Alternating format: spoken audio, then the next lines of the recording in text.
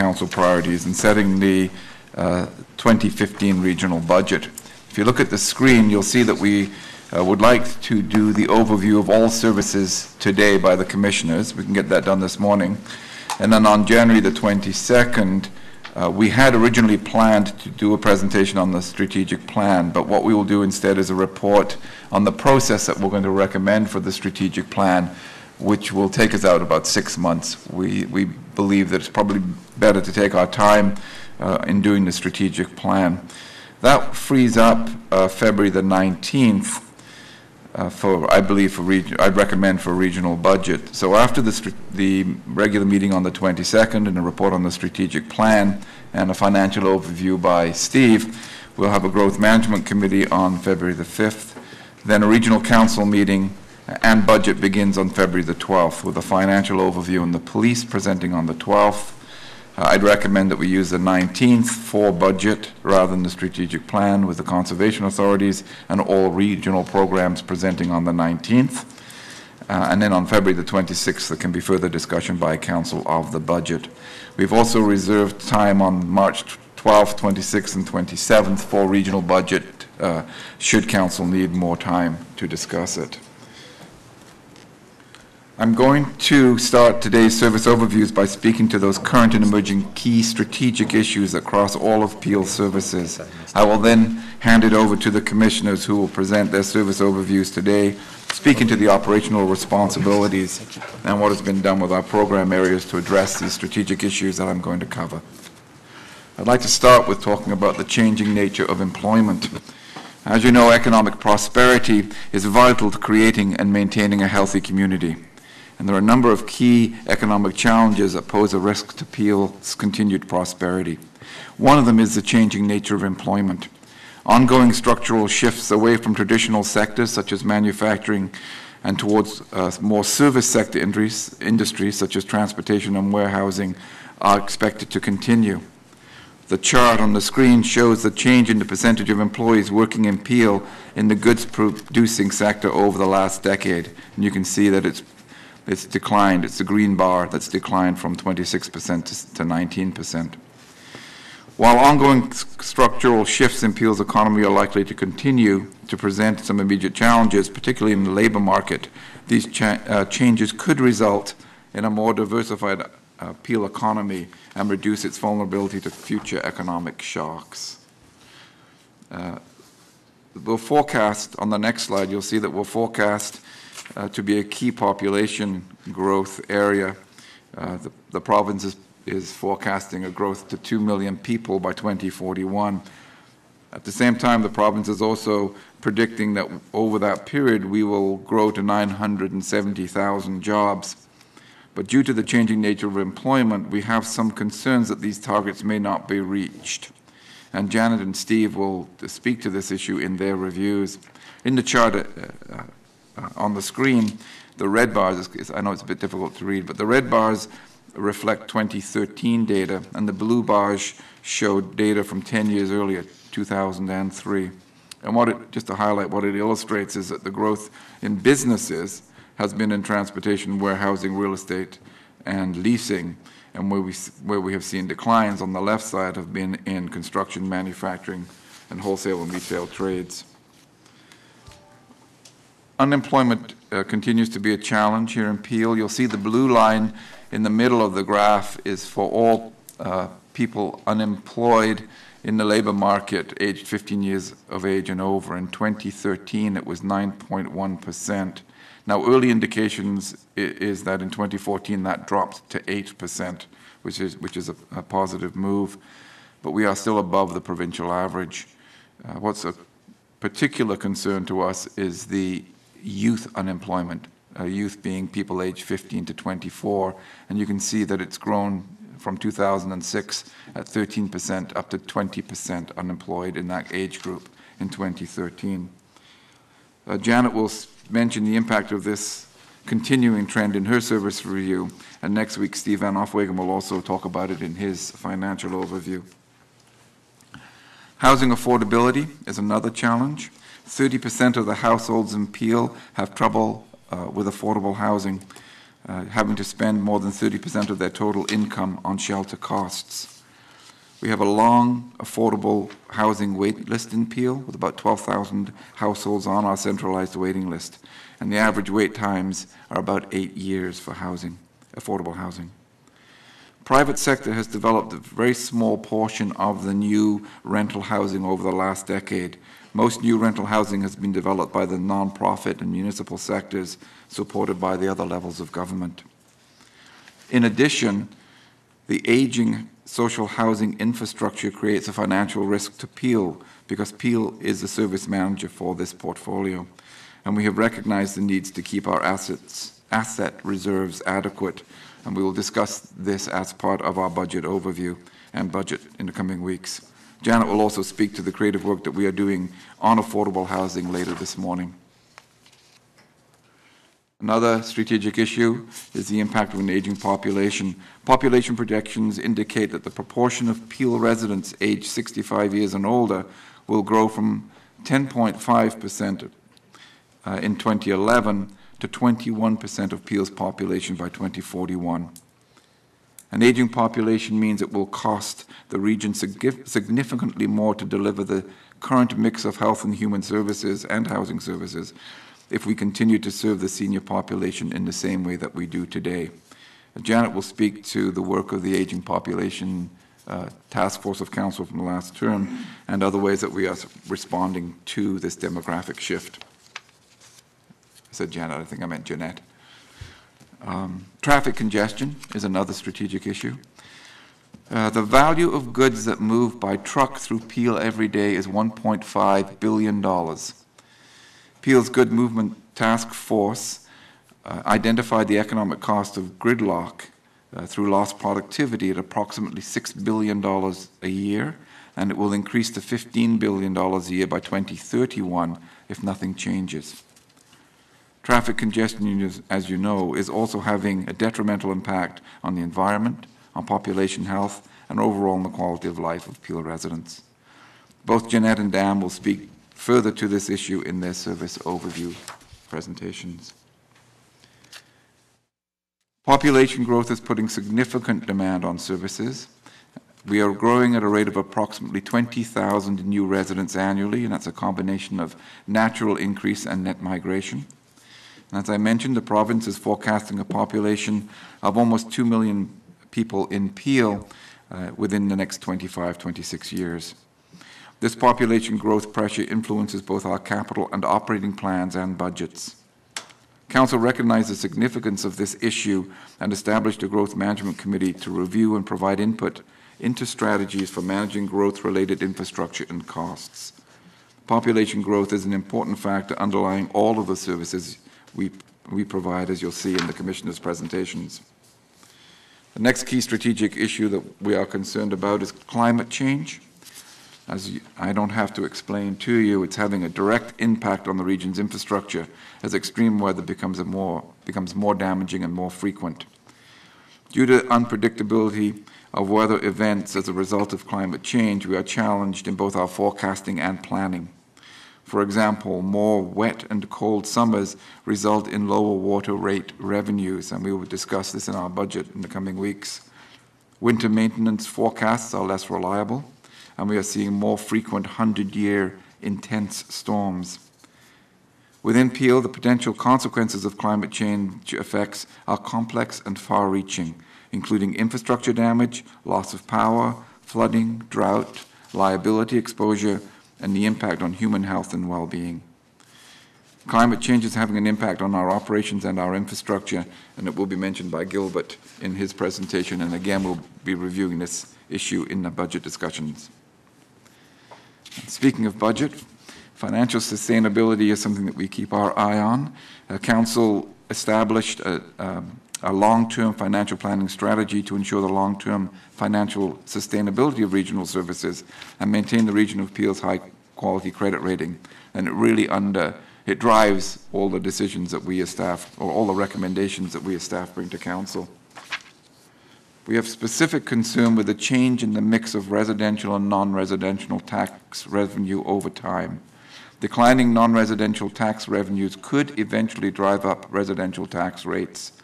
You can see in the graph that the proportion of non-residential tax revenue has declined by 4% in the last 5 years, and it's part of an ongoing trend. It's an issue that will be discussed at the Growth Management Committee and in budget in detail. All of the previous issues that I've mentioned, housing, impact of aging population, traffic congestion, climate change, will challenge our financial sustainability if not managed well. In addition, we are aware of the financial risks associated with an aging infrastructure, including social housing, and are conscious of keeping asset reserves adequate. We have strategies that we will recommend in the budget to support fiscal sustainability in this regard. You'll also see in the Commissioner's presentations today alternative approaches to service delivery that have been employed as one way to manage financial risk. We have, as you're aware, made progress in relation to the provincial government's uploading of some of the costs off the municipal tax base. However, there are still concerns that changes in legislation and responsibilities placed on us bring increasing costs with no additional subsidy. So based on all of these challenges, we continuously examine the need to continue to deliver services, the ways to be innovative in the delivery of our services, considering alternative service delivery options, digital technology, office modernization, and taking advantage of collaborative opportunities with other sectors, both private and not-for-profit. And we really approach our work with a number of principles. One is to partner and collaborate with different organizations wherever possible. We look for innovative solutions, use data and research to inform program and progress changes. We are committed to fiscal responsibility and especially ensuring that our services are sustainable over the long term. And finally, we measure and report to Council and the public on our performance to ensure that services continue to have the intended impact. So these issues are complex and they're interrelated as they cut across all aspects of our programs. If you've ever tried to solve a Rubik's Cube, you will learn quite quickly that you can't do it one color at a time. And like the Rubik's Cube, we cannot solve any of these issues independent of one another. So in working with Council, I believe that we are well positioned to meet these challenges. And I'm going to ask the Commissioners now to come up and speak about the service delivery in Peel from their perspectives.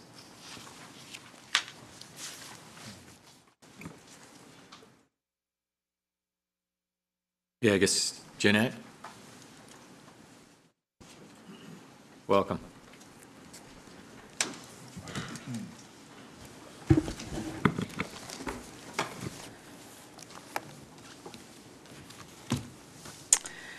Thank you, Chair Dale. Good morning, members of Council. This morning I am pleased to provide an overview of the work we do in health services. With me is Dawn Langtree, and Dawn leads the policy work and many of the strategic projects in our department, and she's working with me on the presentation. What I want to do this morning is give you a sense of where we fit in the overall health system in Peel, the issues that are facing us, and our current priorities to address those issues.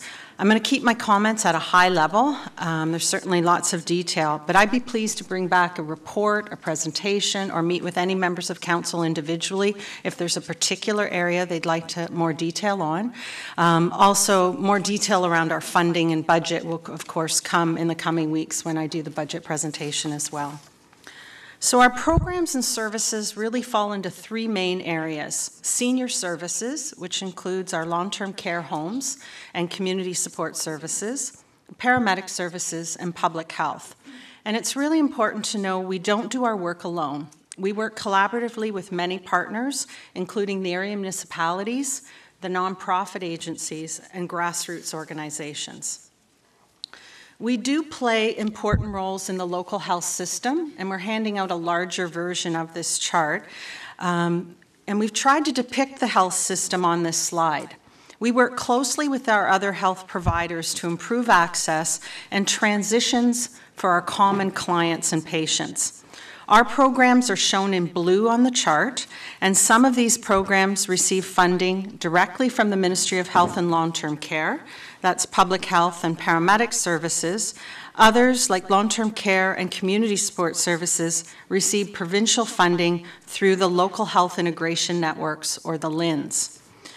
The LHINs really do play an important role in the health system, so I want to focus on them for a minute. They're responsible for planning, integrating, and funding the health service providers within the dotted lines, so hospitals, community health centers, adult mental health programs, community care access centers or home care, community support services for seniors, and long-term care. Certainly our collective goal is a more effective, efficient, patient and client-centered and integrated health system. So although we're all separate agencies, we are trying to work more closely together. And Peel is served by 2 LHINs, the Central West LHIN and the Mississauga Halton LHIN. There are 3 major trends impacting the entire health system in Peel: growth and diversity, chronic health diseases such as diabetes, and the aging population. So population growth in Peel will create more demand for our programs, particularly those that are volume driven. So paramedic services, communicable diseases, and oral health. Demand will increase as the population grows. With respect to diversity in Peel, it's important for us to understand the relationships between ethnicity and health outcomes so we can adapt and match our services to meet the needs of our community. The second trend is the rise in diabetes rates. So in 2012, 1 in 10 people were living with type 2 diabetes in Peel. By 2027, without some kind of intervention, the number will increase to 1 in 6. So why that increase? Well, our lives have become more sedentary and the food we are eating is not as healthy. This contributes to a rise in the diabetes risk factors like obesity and high blood pressure. So why is this so serious? Because if diabetes is unmanaged, it can lead to a loss of eyesight, kidney failure, and in some cases amputation. This increase in diabetes has the potential to add an additional $1.14 billion in healthcare expenditures in our region alone. Finally, people are living longer and the baby boomer population is aging. So this graph shows how dramatic that increase will be. So the darkest bar at the top represents the number of seniors who will be 85 years or older in our community. This is important because that's the segment that really is going to need the most supports. So those 3 trends affecting that larger health system are also issues for our 3 major programs as well. And let's start with the aging population. So one of our priorities from the last term of council was really assessing those impacts on the Health and Human Services departments and determining what roles the region should play. In the end, we established a framework to guide our decision-making for seniors programming in the future. So the framework includes 4 overarching roles depicted in the blue circle on the right hand of the slide, and 26 recommendations were approved by council last year. The focus on looking at the system as a whole, because we don't want to be duplicating and taking on others' roles, but also partnering with others rather than trying to be all things to all seniors. And I'll just give you a couple of examples. So we're amending the regional official plan to incorporate age-friendly principles, so it's easy for seniors to maneuver and live in our community. As the service system manager for housing, we are working to improve the housing options for seniors within our housing and homelessness plan. It was also recommended that we evaluate 3 of our non-mandated regional programs to determine if our original outcomes are being achieved and what our future role should be. And the programs identified for review include the Low-Income Seniors Dental Program, Project Lifesaver Peel, and 211 Information and Referral Services. We will also be maximizing the use of our long-term care centers to serve as community hubs for seniors. As such, we're exploring partnerships with public, private, and nonprofit organizations to support our own residents within those homes, but also the seniors living in the surrounding community. And the first step to making this direction a reality is the redevelopment of one of our sites. Updates on our Peel Manor and Seniors Hub development will be brought forward to you this year. Now I'll briefly just go over our role in long-term care. We operate 5 long-term care centers, which represent 17% of the beds in Peel. All long-term care homes in Ontario, whether they're run by municipalities, nonprofit groups, or private companies, are all regulated under the Long-Term Care Homes Act. Regulations in the Act outline the detailed standards regarding the operation and delivery of those services. The Community Care Access Centres, under the LHINs, manage the eligibility and wait lists for our homes and all homes, so we do not do that ourselves. One important gap, though, we do fill is a special behavior support unit. So a 19-bed unit was built at Sheridan Villa, one of our centers in South Mississauga, to help people whose dementia or cognitive impairments cause unpredictable and aggressive behaviors. So following our support and the work we do with these clients in the unit, many of these residents can then be safely transferred to a regular long-term care bed within Peel. Our residents are provided with 24/7 nursing care and support, and all residents have access to a physician and other healthcare providers. Over 60% of our residents are between the ages of 80 and 94, with 9% being older than 95, and right now we have 6 residents who are over 100. The majority of our residents are female, and the average length of stay in our homes is 4 years. We're continually adapting our long-term care services because as more seniors are being cared for and staying in the community, we are finding seniors entering long-term care homes have increasingly complex chronic physical and cognitive health conditions.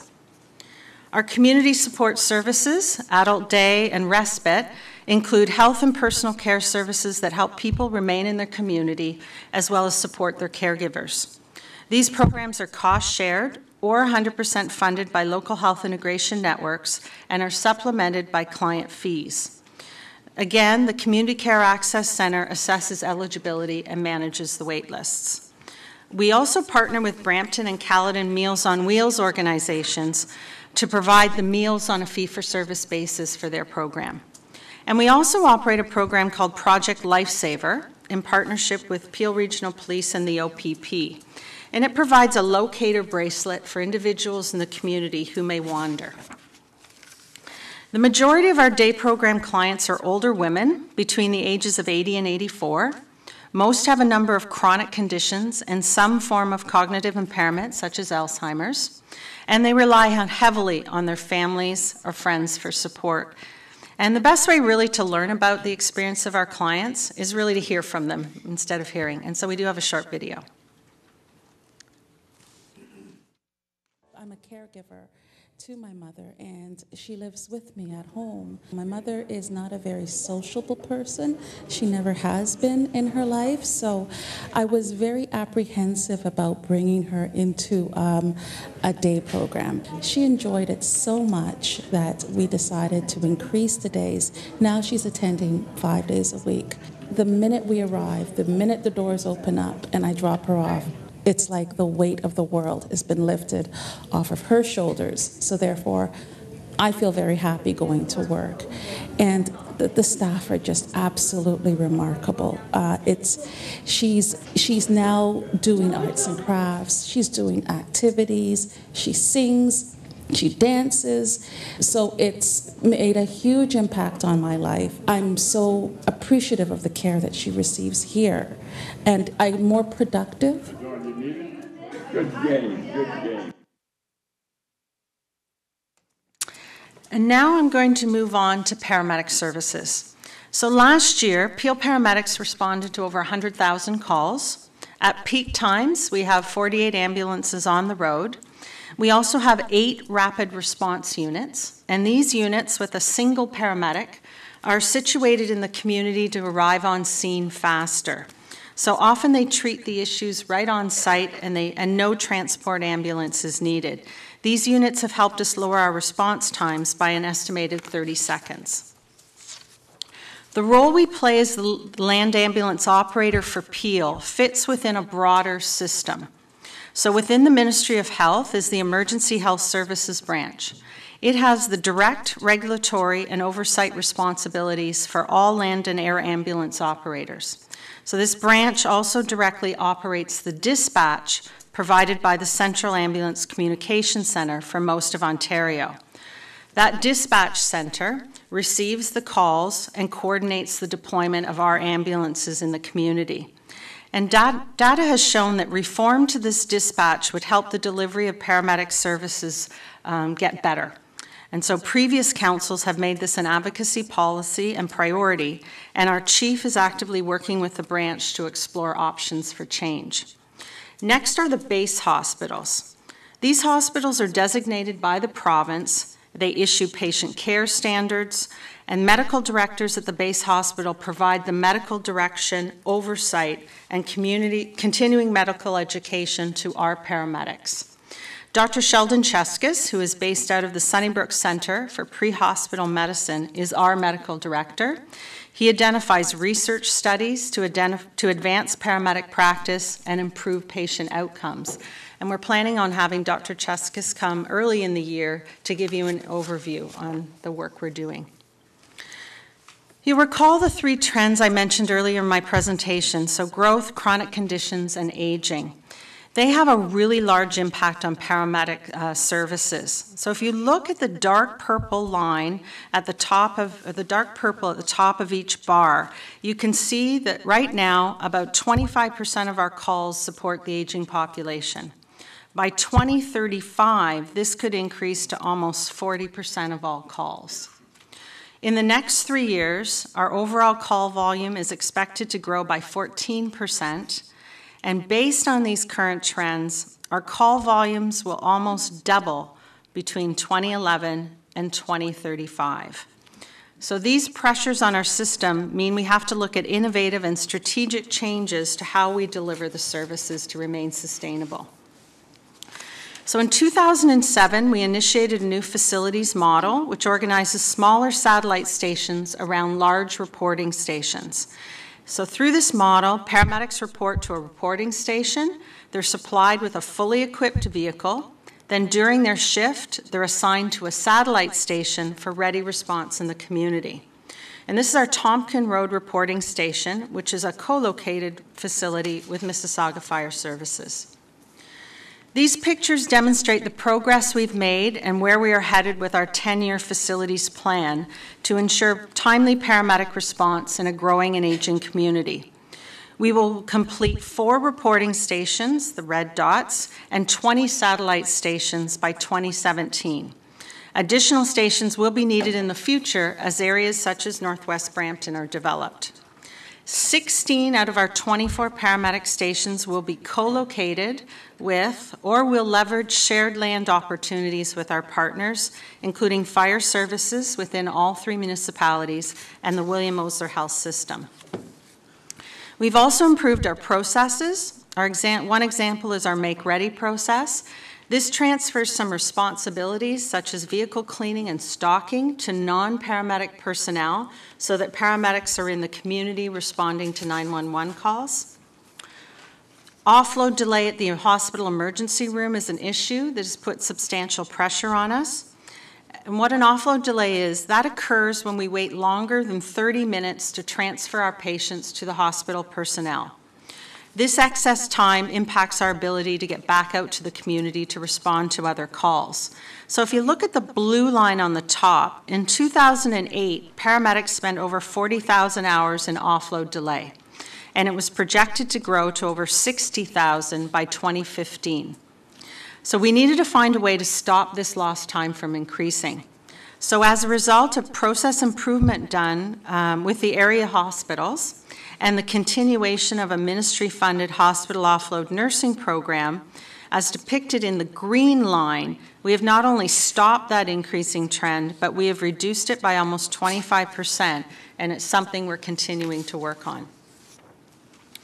We also coordinate community-wide initiatives and participate in important research to help improve patient outcomes. CPR, delivered by a bystander, can mean the difference between life and death until a paramedic or emergency responder arrives. CPR is promoted through our community outreach programs in collaboration with the area municipalities, school boards, and industry partners. We're working on a region-wide public access defibrillator program, which will facilitate the mapping and coordination of the number and placement of automatic external defibrillators in municipal buildings, shopping malls, and sports facilities, because we don't have a good sense of where they all are right now. Under the direction of our medical director, we also participate in a number of research studies. A new study, which Dr. Cheskis will present when he delegates to you in the coming months, is the Frontier study, which is focused on helping patients suffering from stroke. Community paramedicine is another priority from the last term of council designed to reduce repeat 911 calls. So one focus was on our Community Referrals by Paramedics program, or CREMS. Through CREMS, Peel paramedics identify and refer patients with healthcare needs to the Community Care Access Center for follow-up, so they are less likely to continue to call an ambulance. Improvements to this program will help ensure that both us and our health system partners provide Peel residents with the right supports at the right time. So now I'm going to move on to public health, our last major program. And when we typically think of healthcare, we usually think about helping people who are sick get better and managing chronic and acute illnesses. But public health is different because it focuses on prevention and helping individuals and the entire population as a whole start and stay healthy. Public health's investment in prevention helps the entire population remain as healthy as possible, which in turn supports the sustainability of the entire health system. Regional Council, yourself, you are the Board of Health for Public Health, and the Medical Officer of Health sits at Regional Council to provide you with advice and information. Overall, public health has three main goals: improve and maintain the health of the population, reduce disparities in health status, and respond to health emergencies and outbreaks. We're mandated through legislation to provide different functions to meet these three goals. And I'll walk you through these quickly so you get a sense of the different functions. The first three include health surveillance, which helps identify new outbreaks and disease trends, disease and injury prevention, and emergency preparedness and response, which speaks to the roles that public health plays in controlling threats to health as a result of a natural or man-made disaster such as toxic spills. So this includes contamination of food or water or outbreaks of communicable diseases. The final three functions are health protection, which ensures that food and water is safe and that the population is protected against diseases and other environmental threats. Health promotion focuses on creating environments and policy changes to support healthy behaviors among the entire population. And finally, population health assessment, which helps us understand the overall health of our population and determine what the priorities should be. The health status of our population drives the work we do. I noted earlier in my presentation about diabetes and the increasing trend. Diabetes is influenced by obesity and high blood pressure, and our built environment where we live and move every day plays a big role in our health and influences our risk for obesity, high blood pressure, and ultimately diabetes. Our current built environment has engineered physical activity out of our lives. We take the elevator or the escalator instead of the stairs, often because it's just easier. We're all guilty of waiting in the drive-through lineup instead of getting out of the car and walking to a store near our house or place of work to pick up an errand.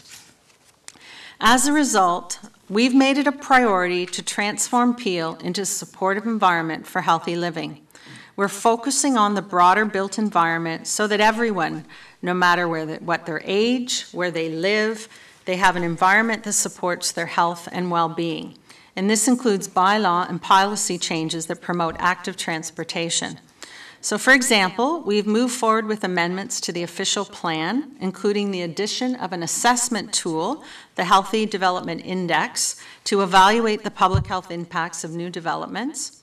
We've worked with Human Services to create affordable housing active design guidelines and standards for new housing developments and redevelopments. And our interventions are also targeting daycare, preschools, and young children in the school system, because we want to get the best possible start and are encouraged to make good lifestyle choices early on. So we are very much also focusing on the next generation.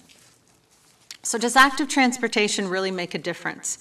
Transforming our environment can help encourage physical activity such as stair climbing, walking, and bicycling, as well as healthy eating. Even simply increasing the amount of walking and cycling that we do can greatly reduce our risk of diabetes and premature death. We're also continuing to work with current legislation and bylaws to reduce smoking. Almost 15% of the population smokes, and every year 700 people in Peel die as a result of smoking. That's the equivalent to over 15 Greyhound buses a year dying. And in Peel, the cost of hospital treatment of smoking attributable diseases is more than $49 million annually, and that's just our healthcare system in Peel. Our third public health priority focuses on children in the early years of life. We know that those first years of life help all children have the opportunity to reach their greatest potential. And through our Nurturing the Next Generation priority, our work helps mothers and fathers give their children the best start in life. And as I start wrapping up, I would be remiss if I didn't recognize all the volunteers that are critical components to our programs. We have a total of 92,000 hours every year provided by over 1,800 volunteers. And with their help, we've enhanced our programs and reached more clients. So through this presentation, I hope I've given you a sense of what we do and illustrated how we work. Going forward, obviously subject to changes from the strategic plan, we will continue to focus on the areas impacting our services in the health system as a whole. They are implementing the directions of the Aging Population Steering Committee, which includes the redevelopment of the Peel Manor site to better address the future needs of seniors in Peel. Continuing to work with our health system partners and implement process improvements to address the increasing paramedic call volume in order to ensure the sustainability and responsiveness of our service.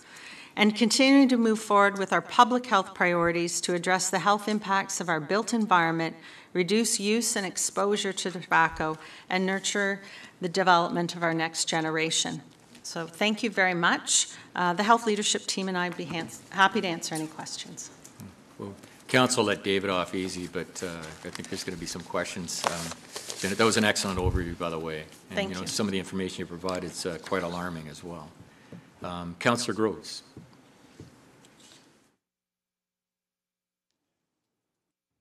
Thank you, Mr. Chair. Thank you, Jeanette, for that presentation, and it is an excellent presentation. Thank you. Being in the healthcare industry, this is something really that's near and dear to my heart, and I can relate to a lot of the things that you mentioned in here, particular diabetes. We are seeing a huge increase, and some of the hospitals are having difficulties even supporting some of those patients. And I think one of the other things with diabetes that I don't know that people recognize that this is a huge burden on the healthcare cost is dialysis. Yeah.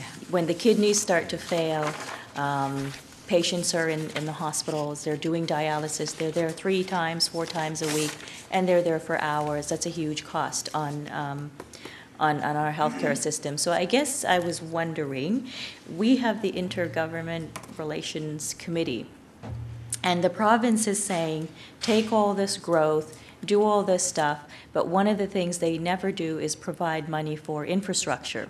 So when we look at growth, we always look at the hard infrastructure, the stuff that goes in the ground and the pipes and all that, but we really never pay attention to the soft stuff, such as health issues, because we live in a society where we're all busy, we're running around, we don't have time to eat properly, we don't exercise, we don't do all of these things. So is there an opportunity through that committee to start looking at maybe lobbying for more funding to pay attention to this particular issue so that you can prevent because I always believe that that old ounce of prevention is better than a pound of cure, and it is also cheaper in the long run. So is there an opportunity?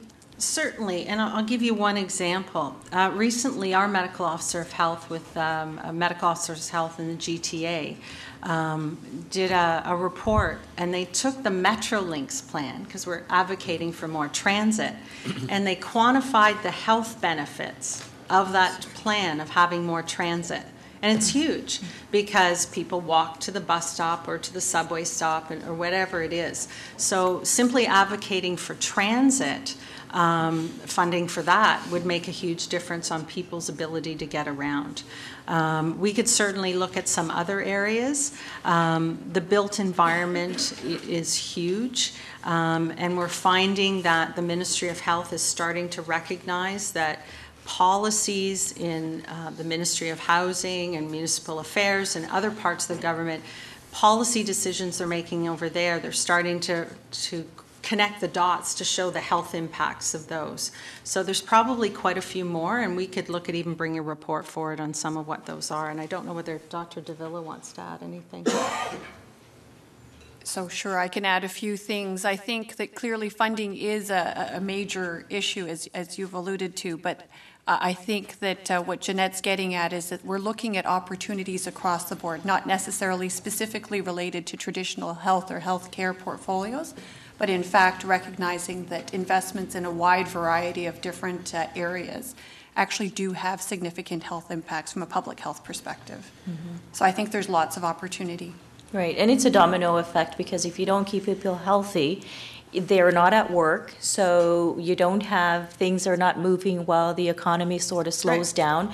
So it's a domino effect, and I guess one of the most encouraging thing is now, I don't know how encouraging it is, but at least the Minister of Health is a physician, and he was a practicing physician. He gets it. He's been on the front line, so hopefully we can sort of deal with the ministry for them to recognize the need for more funding in this, because it isn't just people's health, but again, it's the whole effect that it has on the overall of everything. Okay, and then my last point is to the offload problem. We've been beating this horse for a long time, and so I'm not sure if we're continuing to beat that horse or if it's a dead horse, but I think that just to bring it to their attention that, offloading is a problem. We run into problems because they're spending hours at the Emerge, and somehow we're short of ambulance getting to other places. We're taking and borrowing from other municipalities. So that is something that I would ask that if we could even keep bringing it to their attention, that when the medics get there, they have a triage system in the hospital. They can leave the patients there and off they go so that they can get to other calls. So those are just my... Absolutely. Offload's going to continue. You saw we brought it down by about 25%. We still want to bring it down further. We're being recognized for the process improvement work we're doing, so we're having a lot more success, whereas in other municipalities it's growing. So in fact, the province has pulled together a provincial working group to look at this whole issue, and one of the models they're looking at is continuing this type of process improvement, but what others, and actually Chief Dundas, our paramedic chief, is on that working group. Thanks. Councillor Sprovieri. Thank you, Mr. Chairman, and thank you, Janet, for the, I wish I could say good news. Just an observation.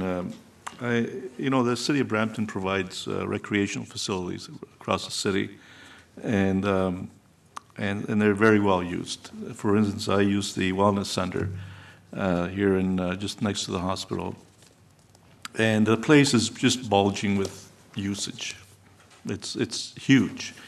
And actually, I was approached a couple of years ago from some seniors about the cost of the facility and about some of them not being able to afford the fees that the city charges. Also, they asked whether we could provide, there's a walking track around the gym, and if we could access to the seniors during the daytime. And so we've done that, and actually at no cost. So it became so popular, then the city started charging $1 a day for the seniors. And now it's become so popular that it's interfering with the operation. And so at budget, I'm hearing staff's going to recommend that we stop this freebie because it's interfering with the memberships because of the number of people who go there. So I guess the question I have is this, is it possible for the region to somehow get involved and help the municipalities in providing facilities for seniors that they can go in their own neighborhoods? Can we get into that kind of business, and perhaps with provincial funding that would really help where people could go in the wintertime, a nice walking track and an indoor location, and stay healthy, you know, in a safe environment. A couple of comments, Councillor Sproviera. I guess the first thing is, when it comes to Parks and Recreation, one of the things we tried to do with the Aging Population Steering Committee is kind of look at who everyone's role is, and wanting to make sure the region's not taking on other people's roles beyond ours. So I think we'd have to be careful. Is it the region's role to get involved in Parks and Recreation, or is that a lower tier? However, I do think there's partnership opportunities. So I'll give you an example of these seniors hubs. So we have long-term care homes. We've invested in that infrastructure, and now we want to look at creating hubs. So for example, at the Peel Manor site I mentioned, where there's some acreage, it would be great to look at a partnership with the City of Brampton, because that's where that site is, to look at even how that site is designed, that it has walking paths through it. Now in winter, that's a bit harder, but walking paths in it for seniors. Is there an opportunity when we have rooms in some of our housing to have a room that seniors could do some programming in? I don't know. We'd have to look at it, but I think, you know, we wouldn't certainly at the region want to be duplicating what the municipality's role is, and that's what we're trying to get across. But there's opportunities to look at how we can keep seniors moving, because that is important. Well, I appreciate your answer, but health is a regional and provincial responsibility, and I think that we're all trying to find a way to improve the situation. And we know that the city, it's pretty, you know, our resources are pretty limited. And just to give you an example, a couple of years ago, one of the seniors groups in Springdale asked us to put a walking track within the 2-acre park in the perimeter, which we did. It cost about $150,000. Now other groups are trying, in other neighborhood parks are asking for the same thing, because it's a very safe environment. The kids can, you know, the grandchildren can accompany the grandparents. And so it's expanding this demand. So, but the city now, we're going to be dealing with this budget to see whether we want to get into this, providing this extra cost to the taxpayer. But again, if this is our goal to provide more mobility for the people, then I think that there has to be a lot of partnerships involved, including all three levels. So what can we do to bring this about, rather than just talk about it? Yeah, well, I think one of the things is, because we've made seniors a focus, we have a director now, Carolyn Klubine, who's here today, who's focusing on seniors. And the seniors development at Peel Manor site and the aging population. So I think a key piece would be the seniors point people, for example, at all three municipalities, sitting down with Carolyn to look at whether there's some opportunities. I think as new developments are coming online in, say, parts of Brampton, you know, some of these concepts of those walking things are built right into the design of the community, so it's not having to come in and do it after. So honestly, I think there's lots of partnership opportunities. We just have to get people who are, you know, assigned to it and coming together, and we have that person now here at the region. And what about the provincial people? Are they interested in partnering? Certainly seniors is a priority for them. They've looked at the health cost projections, and they know we have to do things differently because we can't afford to have a 7% increase in our health budgets every year provincially. Dr. Sinha is their provincial lead, He came and presented at the Aging Population Steering Committee. They've recently announced grants. We've sent the information out last year to all members of council, and when there's a call, we can send that out again, where community groups can apply for grants. And it is for opportunities, right, for activities, social connectedness, recreation, that type of thing. So they're looking at funding some of those opportunities in the community as well. Okay, we'll be in touch. Okay. Thank you. Thanks. Thank you, Mr. Chair. Okay. Thanks very much. Seeing Thank there's you. no further questions, and I'll call forward Janet Menard to bring forward the overview of the Human Services.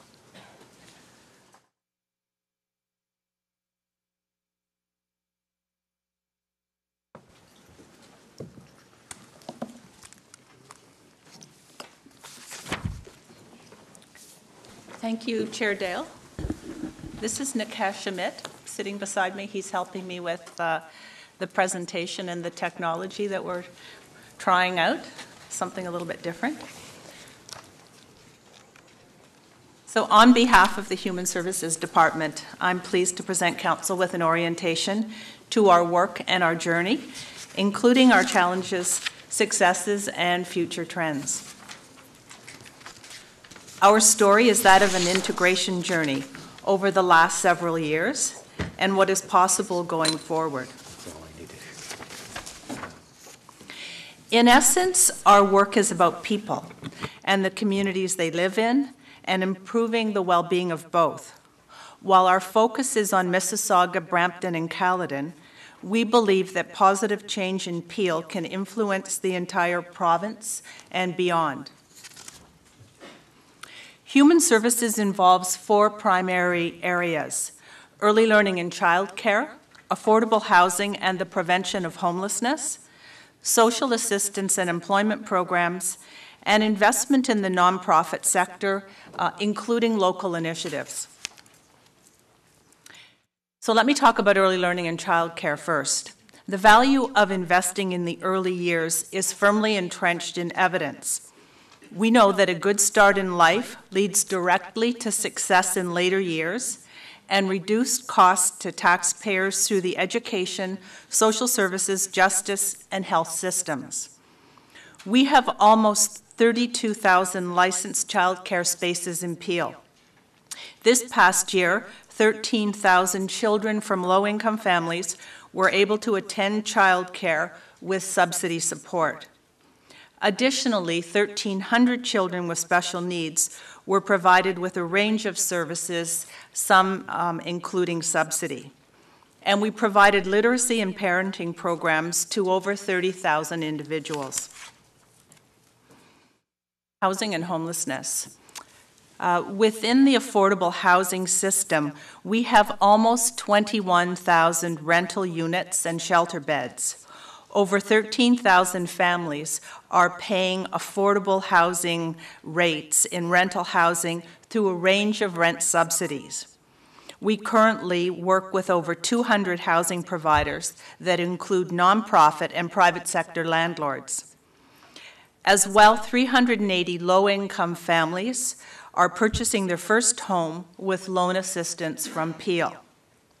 Still, it was necessary last year to house 14,500 individuals in our shelters and transitional housing. As David said, there are 12,400 households waiting for subsidy for housing and an average 8-year wait. And we know that 1 in 3 families in Peel are paying more than 30% of their income. That's the level that's viewed as affordable on housing. Peel supported an average of 17,000 households in 2014 through the Ontario Works program. This represents 34,000 people, and 2.6% of Peel's population. We provide a range of employment-related supports and services to those families and individuals.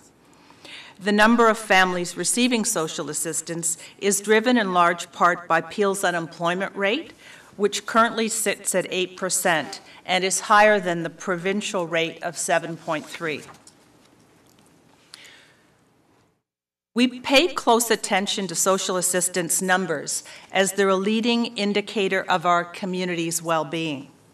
As noted, our case levels are driven primarily by unemployment rates, but also by population growth. Generally, when the economy is strong, between 1.5% and 2% of Peel residents require the assistance of Ontario Works. They come to us because they're unemployed, single parents, suffering from physical or mental health ailments, or caring for family members. Families and individuals come and go from social assistance. Currently, about 5% leave every month, and the average length of time on assistance is 21 months. For those who have disabilities, we work closely with them to obtain assistance through the Ontario Disability Support Program. During bad economic times, people stay longer, and we see more single individuals requiring assistance. Currently, we're seeing a slight decline in the percentage of the Peel population on Ontario Works. Our community, and particularly the nonprofit sector, is a strong partner in the provision of human services in Peel. They have local presence, can be responsive and cost-effective, and complement the work done by government. It makes good sense to invest in them and building their capacity. In 2014, Peel invested $5.7 million in over 100 community agencies that provide a range of social and community-based services to thousands of Peel residents every day. Their focus is on low-income families who don't have benefits available through employment or an ability to purchase needed services. There is also a $1 million revolving capital loan available. This has been used by 2 organizations to support capital investments at 3 sites within the community. Despite these investments, the community agency requests exceed current funding levels. So prior to 1998, I'm going back a little bit, the region of Peel and other municipalities throughout Ontario were in essence providers of service for the province of Ontario. Service delivery in Peel actually predates the region. We were good at it, and we built our reputations on service excellence.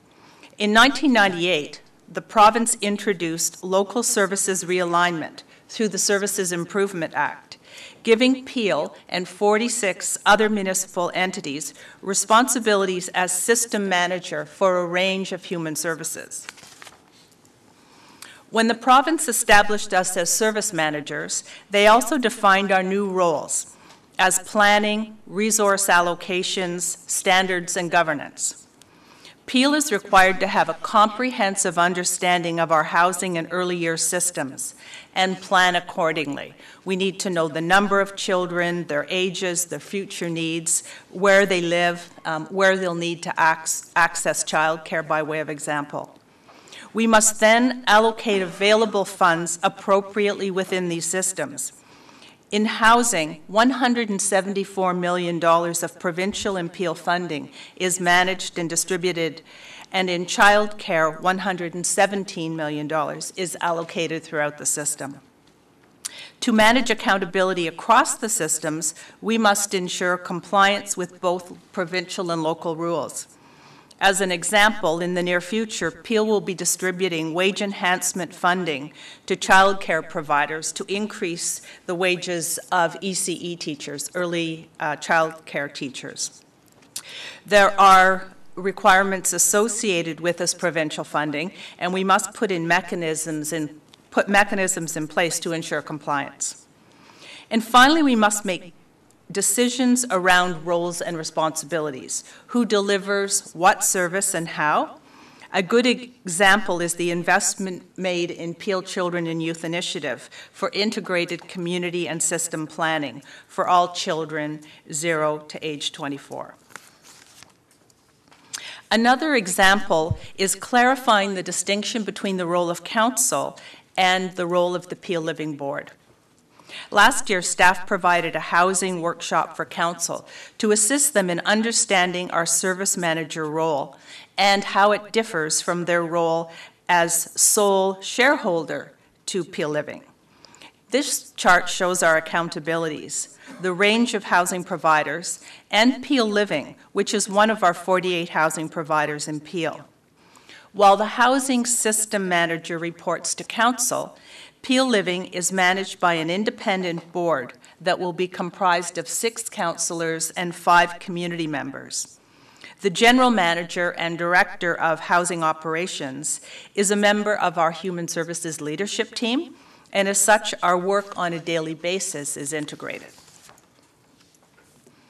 So it has taken us some time to grow into our new role. Making the transition from service provider to system manager, has not come easily or quickly. However, we are there now. One major step in Peel's progress was the integration of Peel Human Services. It started in 2007 with a complete corporate restructuring and the coming together of the social services and housing departments into human services. Our first integrated plan was developed in 2008, and we have just recently completed a draft plan that will provide direction for the next several years. Other important milestones along the way include the integration of intake and assessment for all our services, and the integration of our planning and budgeting processes. Previously, the application processes for childcare, housing, and social assistance were completed by separate staff using different processes and tools from several different locations. Today, people come to one place or call one number to get those services from one person. Most recent tax filer data indicates that 17.1% of Peel's residents are living in low income. As such, demand for human services continues to increase as a result of population growth, aging, and economic challenges. Peel's growth is driven by immigration, with Peel receiving the second largest number of immigrants in Ontario every year. Immigrants bring value to Peel. They bring experience, talent, they purchase goods and services and homes, but they also struggle. It takes newcomers longer to reach their potential, so we must create environments for their success. Another growing and concerning trend, as David mentioned, is the change around employment in Peel. We are seeing an increase in precarious employment, characterized by job insecurity, limited control over work schedules, low pay, limited or no benefits, and few opportunities for career advancement. In fact, 40% of GTA residents describe themselves as precariously employed, and youth unemployment in Peel sits at 20%. Feedback that we have from the community through our Social Services Association, OMSA, indicates that jobs and youth unemployment are among their greatest concerns. Finally, managing our local flexibility as service manager requires high degrees of accountability, comprehensive understanding of our challenges, meaningful community engagement, outcome measurement, and new competencies. These issues have been addressed over the past term of council through council priorities. Human Services led 3 priority areas related to affordable and sustainable housing, core service reviews within our department, and community capacity building. We have worked closely with council to achieve significant progress in these areas. Over the past term of council, we have made progress in housing. An additional $20.1 million was directed to housing annually. This has resulted in over 3,000 additional families achieving housing affordability. One way we did this was using choice-based renting, where families get a subsidy in their existing housing and within the private market.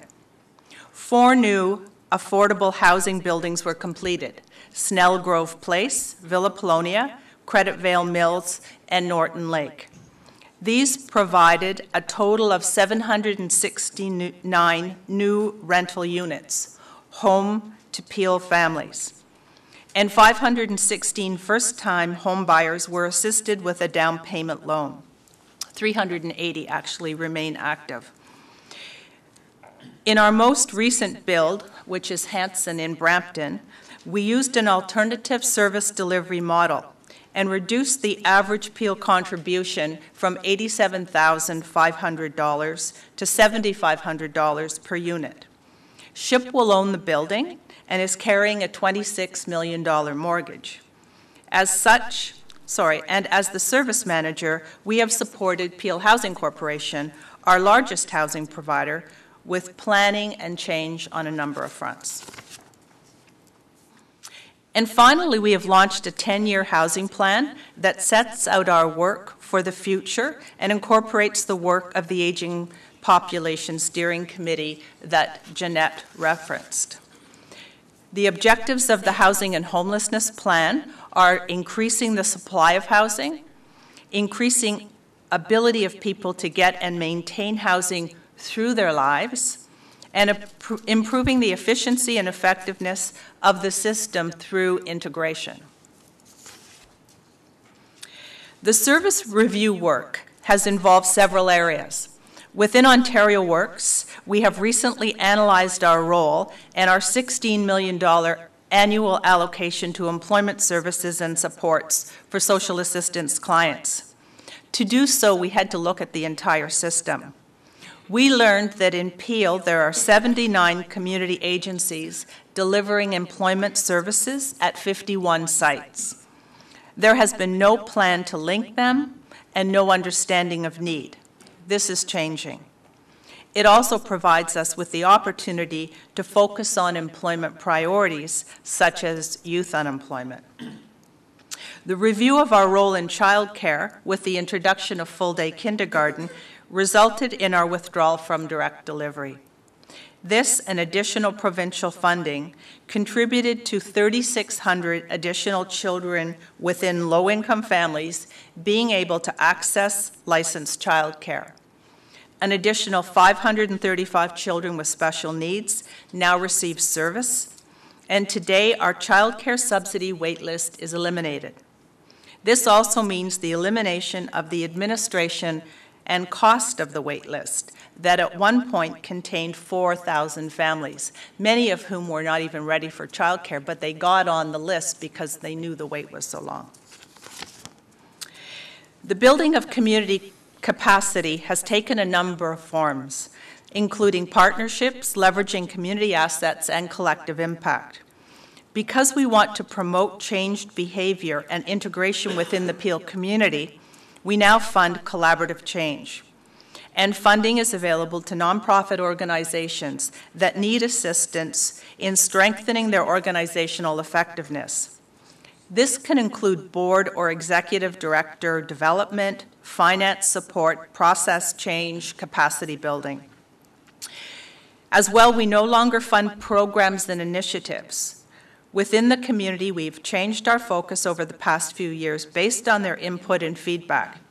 They told us that their stability was at risk without funding for core operational costs, such as rent, utilities, information technology, costs that remain constant. Our changed delivery models in the systems that we manage have resulted in service opportunities within the community that further build their capacity. And investments in community collaboratives, such as Peel Children and Youth Initiative, Peel Newcomer Strategy, Volunteer Mississauga, Brampton, Caledon, and the Regional Diversity Roundtable, broaden the lens through which these issues are assessed and solutions are found. And finally, Peel launched its first poverty reduction strategy, focusing on 5 key issues. The 5 themes of the poverty strategy are economic opportunities, food security, safe and affordable housing, income security, and affordable and accessible transit. And we are working across sectors and with our municipal colleagues to advance this work. I would like to touch briefly on our draft Human Services Plan. It incorporates input from many community consultations over the past several years, and it will be finalized based on Council strategic plan priorities. This chart is a bit busy, but it really summarizes human services. I've talked to you extensively about the program, the provincial and local programs outlined across the bottom. So in essence, this is our business, the 4 programs across the bottom. The next section outlines the system manager role required of Peel by the province. At the top, you see our social development objective, improved community and individual well-being as characterized by individual, family, organizational, and community capacity. What I would like to speak to you now about are the approaches we're taking to get there.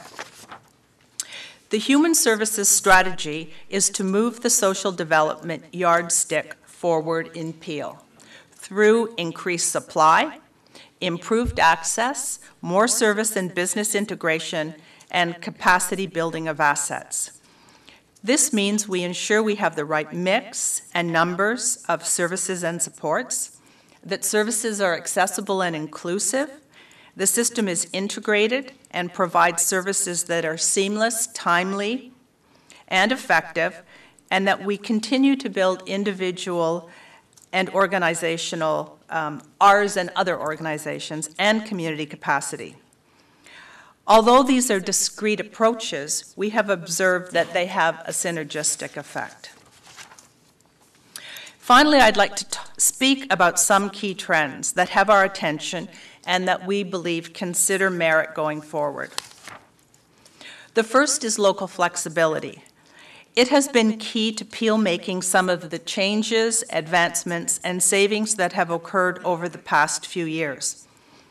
Local decision-making is desired, but it comes with heightened expectations to be accountable and to make evidence-based decisions. And it often comes with a cap on funding, but the benefits appear to be creating opportunities for positive change. However, we are responsible for the policies and the outcomes that result. So the right competencies are required to ensure we understand need and impacts and measure results. It also means a culture shift for our staff, who are used to being providers of service versus facilitators of outcomes. And it means acknowledging if things don't work and changing our business accordingly. Almost everywhere you look today, you hear people talking about social investment, social innovation, and technology. We know we won't get changed results and outcomes if we don't do things differently. That means testing various approaches, taking some risk, and asking different questions. We must challenge our traditional approaches to service and client self-serve and do things differently. One recent initiative involves students from the Ontario College of Art and Design, OCAD, who worked with us in reviewing our community approach. Their work was outstanding, taught us a lot, and it cost us nothing. And they actually learned some great lessons about government. Our human services objective is to increase impact. This means relying more on our community partners while building their capacity to do so. And that means trusting and respecting them and actively engaging them in the identification of problems and solutions. We have started to use new service and business models, as David mentioned, and these will be important to achieve more impactful and different outcomes. And finally, we need measurement tools to assess impact on outcomes. Data such as ratio of childcare spaces to children, housing affordability, high school graduation rates. There are a number of tools available that Peel is reviewing from a corporate perspective and will report back on in the future. We believe the approach we have adopted, and we're still fine-tuning it, is working and showing positive results. Since 2012, we have increased grants and subsidies into our community, into the hands of Peel families, while reducing our staffing costs. This trend continues in the 2015 budget, as you will see when the budget is presented. Others are also recognizing the difference this council is making in Peel. In 3 external reports, the message is clear. Peel is making progress. From the Mowat Centre, an independent social policy think tank out of Toronto, Peel's journey presents not just a success story, but a guide and template for transformation. From the Institute of Municipal Finance and Governance, efforts like Peel's integration journey offer administrative efficiencies and cost savings. More importantly, the capacity to refocus program spending to tackle complex social policy challenges and to better serve client groups. And finally, from the Ontario Chamber of Commerce, alternative service delivery, such as Peel's childcare service delivery withdrawal, can help governments to focus on its core competencies, such as policy, strategy, and oversight. And most important is the gratitude expressed by our clients. And this is from a parent of a child receiving childcare subsidy. Thank you from the bottom of my heart for all of the support and for giving both myself and my daughter a chance. No words can express my gratitude. Your program changes lives and allows hope to individuals who may not otherwise have anyone. And that completes my presentation, and I thank you. Thank you, Janet. I recall, and I know members of council will as well, the emotional issue that we dealt with last term with respect to the delivery of childcare. And, I have to applaud you and your staff, because what you reported back then did in fact happen, and it's highlighted in this report. One of the things, though, I did want to ask, and that was one of the concerns I know that many members of council had, was with respect to the staffing, because, we were letting a number of staff go. Just where they are today, as best you can tell, with respect to numbers and employment opportunities and that type of thing. Certainly.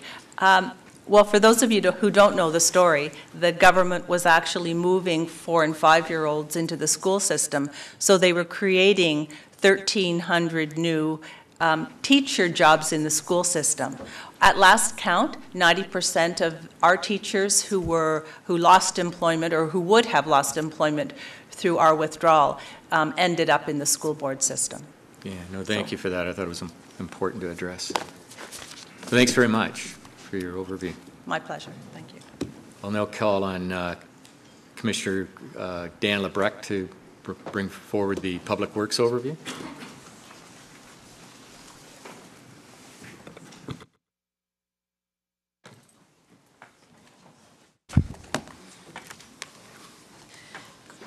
Good morning. Thank you, Mr. Chairman. Pleasure to be here today. With helping me out on the technology side is Jessica Sims from one of our communications associates, and help me pull all this together for you. So, ready to go? Okay. The primary objective for me today is really to focus on some of the broader issues driving our programs and services. I'll go over the big issues from the last term, setting out what Council was able to achieve and the status of these priorities on a carry-forward basis into the beginning of this term, with the goal of providing you some context for your review of the strategic plan in the coming months. In the time we have today, I'll have to try to keep this at a high level. So obviously, my team would be happy to bring back more details on any areas that you would like to explore further or just get briefed up on.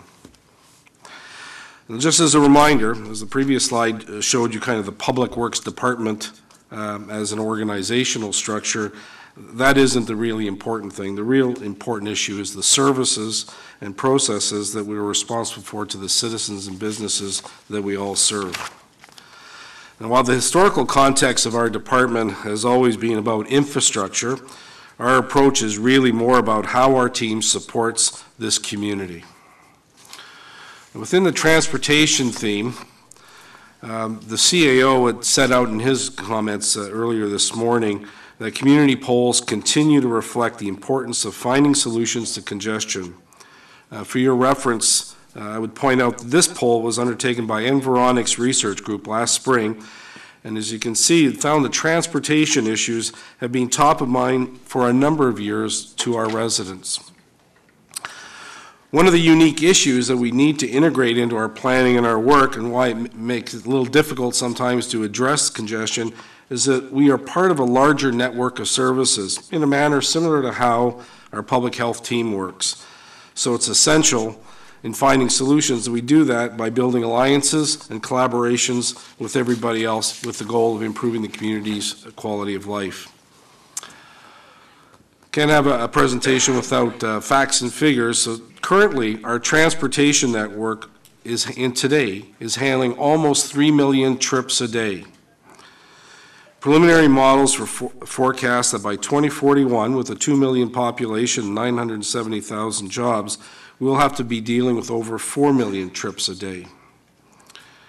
Now, this slide reflects some of the key trends that will impact both our residents and businesses. Obviously, growth will continue, subject to your deliberations on the official plan amendments. From a resident's point of view, our commute times are high, and they will continue to grow. And that has broader impacts just besides transportation and greenhouse gas. That has impacts on quality of life of families. Of more concern, the cost of congestion is anticipated to grow exponentially, as the CIO indicated, from currently estimated about $6 billion a year to 15 and maybe even 20 billion by 2041 if we don't do anything different. In the last term, Council recognized the importance of this issue by establishing a number of priority focus areas within the transportation program theme, and I'll go over them right now. Now, as part of the broader focus on transportation, Council directed us to take a more intense dive on the issues when the long-range transportation plan was reviewed. And besides the traditional capital plan that's an outcome of these regular planning updates, and they come about every 5 years, we were able to break ground on some key issues. And I'll go into the goods movement element in more detail later, but I'd like to recognize Council for the groundbreaking work we were able to achieve in respect of what we call the road characterization study, which fundamentally changed our approach to road planning and operations. It actually recognized the road's multiple roles as being not just a connector between communities, but an integral part of the local community. And as such, the character of the road needs to adjust to reflect different needs of the neighborhoods it serves. The RCS, as we call it, has been embedded into the official plan, and it's actually helped us update the road access control bylaw, a bylaw that hadn't seen an update in almost 40 years. On its own, the RCS won't fix all the issues, but it has helped. In this term, we'll simply continue to work the plan unless we get different direction. And as a result of the need to amend our planning to factor in the 2041 Places to Grow forecasts, another long-range transportation plan update will be required. Now, out of the transportation plan, I want to talk about two key elements of the plan that are noteworthy, one on active transportation, one on goods movement. One of the hallmarks of a livable community, as Commissioner Smith indicated, is that community's ability to convert large portions of its required trip traffic to an active mode, in whole or part. Basically, it's about using the human body as the source of power, walking or cycling. Council adopted an active transportation plan, which has been endorsed by all 3 of the area municipalities. And we're actually implementing it in a partnership mode. In collaboration with health, we're also in an active implementation mode there as well. The recent official plan update included supportive policies, which we have used to incorporate things like the Healthy Development Index that Commissioner spoke to in our development review process, so right at the beginning at site plan. The active transportation plan is a full range of education and outreach tactics that we work with health on, with a significant focus on our schools. And that's a theme through a lot of our programs in public works, dealing with school children as the way of making changes for the future. The work has also been used to refine our design thinking for the road system, in effect trying to integrate those active modes into the right-of-way in a safe and sustainable manner. Now, while this slide looks busy, The message is simple, and you're going to hear this from me throughout the presentation. We're just going to continue to work and update the plan. We'll bring regular updates on all these plans to you through the years over this term of council. Now, goods movement has been a very interesting file, one that wasn't on the radar screen literally until the last term, and has gone from not on the radar screen to being a major issue for us. And council has made some real groundbreaking actions in regards to this critical component of our economy. Key point that I want to highlight here on this slide, and I don't want to go through all the 23 actions, I could do that another day if you'd like, but it's really about council's decision to set up a multi-stakeholder task force about building collaboration across the community, not just Peel on its own, federal, provincial, industry, everybody coming together, and adopted our first strategic plan and then helped support the beginning of its implementation. The work's not done and likely will continue to be a major focus point for us for years to come. One of the other key focus points in transportation that I'd like to kind of spend a few minutes on, because it has been, in the last term, it was probably about the biggest budget increase in transportation that this council supported, was around accessible transportation. Some of you may be more familiar with our brand name TransHelp, but TransHelp's just one part of our accessible transportation program. And as background, our initial planning identified in looking at 2041 that a result of the factors noted in this slide about aging and the elements that Commissioner Smith had identified, the demand for this service would grow by a factor of over 400% over the current official plan horizon of 2031, even greater beyond 2031. As such, we undertook our first long-term master plan to identify service delivery alternatives which would enable us to meet the community's needs while providing the outcomes at the lowest all-in costs. The plan also helps us, obviously, in phasing in resources to meet the community's needs. In addition to growth impacts, legislative amendments, the AODA, the Accessibility Ontarians with Disabilities Act, will further impact this program area, and a major milestone for us to always, you'll be reminded this through the accessibility committees. By 2017, we have to fully implement new eligibility criteria, which will actually expand the number of people that could be eligible for the service. The present system has us, forecasting to do almost 2 million rides by the end of 2031. Currently, we're just over 500,000 rides, so there's the 400%. The new service model is anticipated to meet the community's needs, but at a much reduced cost. We're anticipating if we can get the new brokerage model put in place, we could cut our cost by as much as 30% over if we just kept doing what we do now. The master plan itself was adopted by council last year after a very extensive community consultation process. The major implications of this plan include a shift to the new brokerage model that I referred to that will attempt to allocate appropriate rides to the most efficient mode, implementing new AODA eligibility criteria, and that will be a major change management issue for us. I'd remind members of council that this service is based on eligibility, not entitlement. And one of the requirements of the legislation is we'll have to revisit everybody's eligibility. And folks who have been eligible for non-restricted service could find their services under the new legislation restricted. So same thing as, I'm entitled to ride a bus. I don't want to ride a cab. Well, you may not be entitled. We'll make a ride. You'll be eligible for a ride, and we'll try to get you the best ride to meet your needs. A big piece, and we got a lot of support from the area, Brampton and Mississauga specifically, because they have conventional transit, is for the first time we're kind of breaking ground here as an accessible transportation group of integrating conventional transit into our model as an accessible ride. All your buses at Brampton and Mississauga that you're buying are accessible. There are issues of some of the routes themselves are not accessible, sidewalks, road cuts, those kinds of things.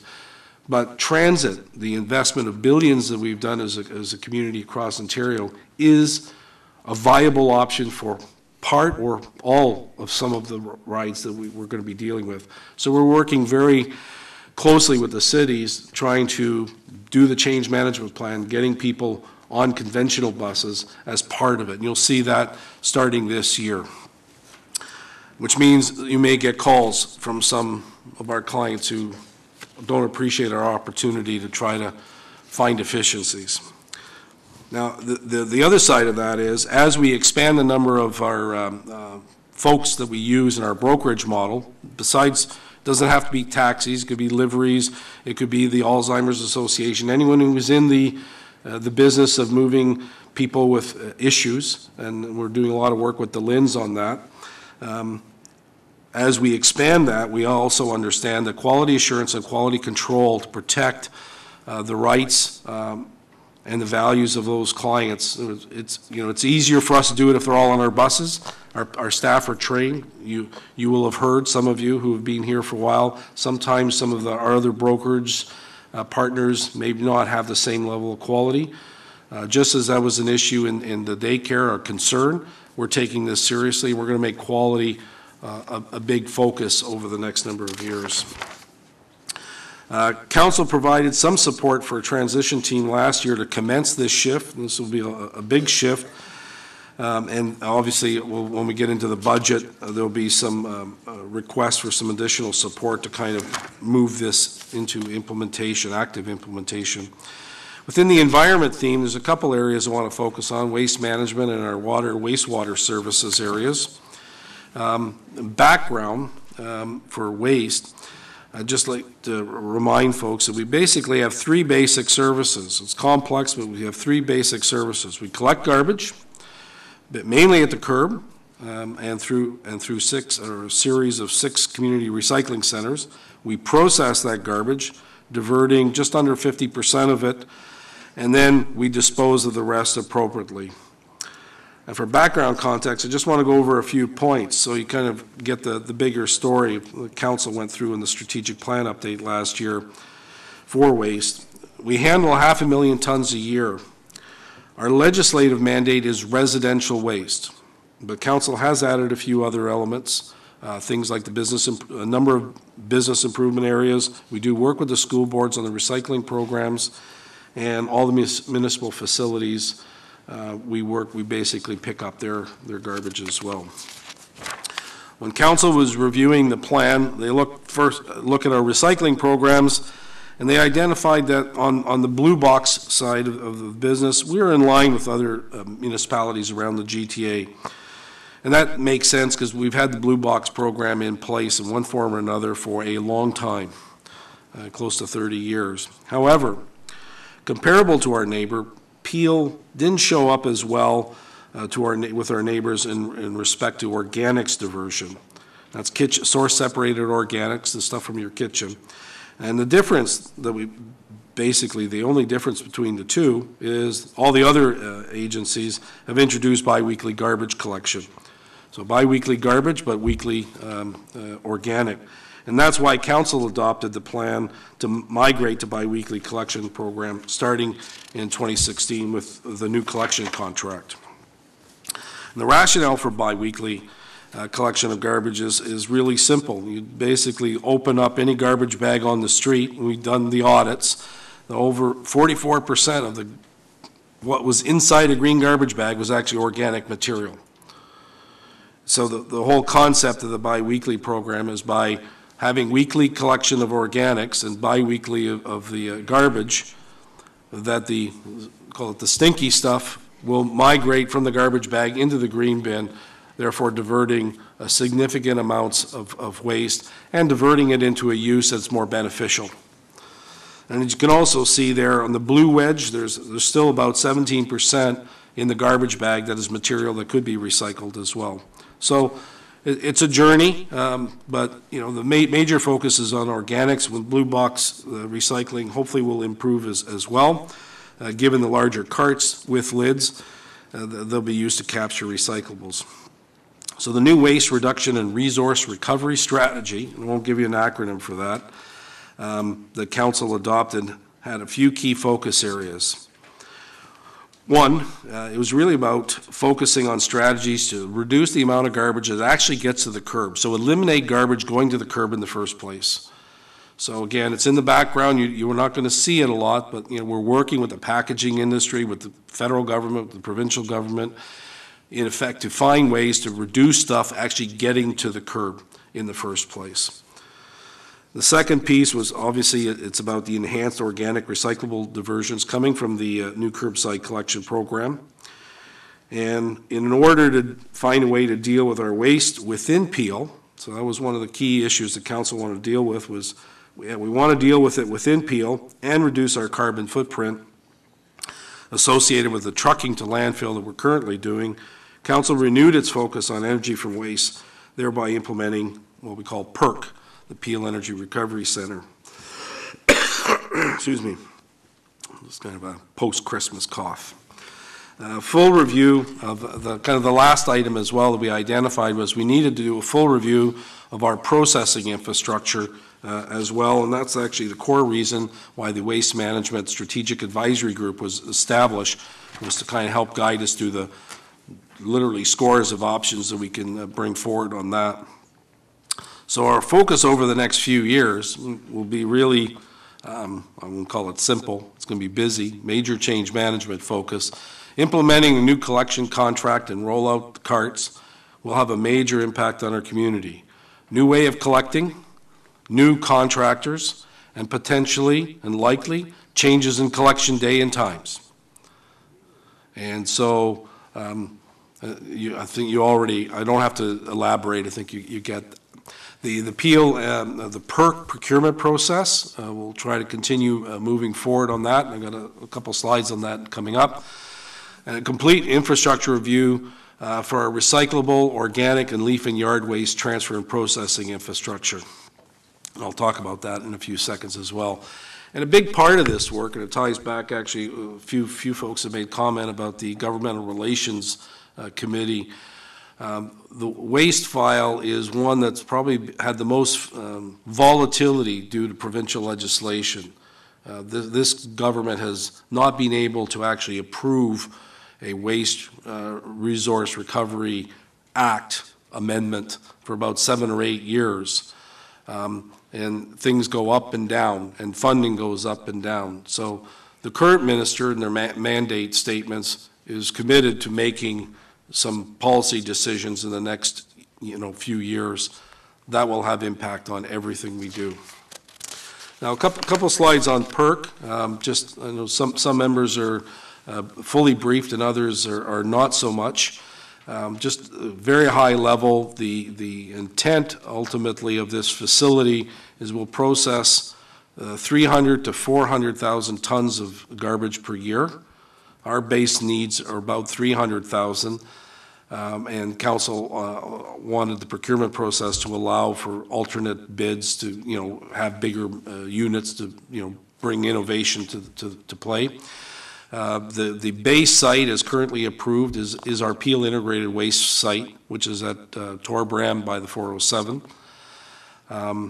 We're going to, doing all this, will reduce our waste-related greenhouse gas emissions by up to 50% and reduce the volume of garbage being sent to landfill by up to 90% when fully implemented. So the ultimate of the strategy is only 10% of our waste stream will end up being diverted to some kind of disposal other than energy from waste. That includes like hazardous waste, which you can't put in landfills. You have to dispose of them differently.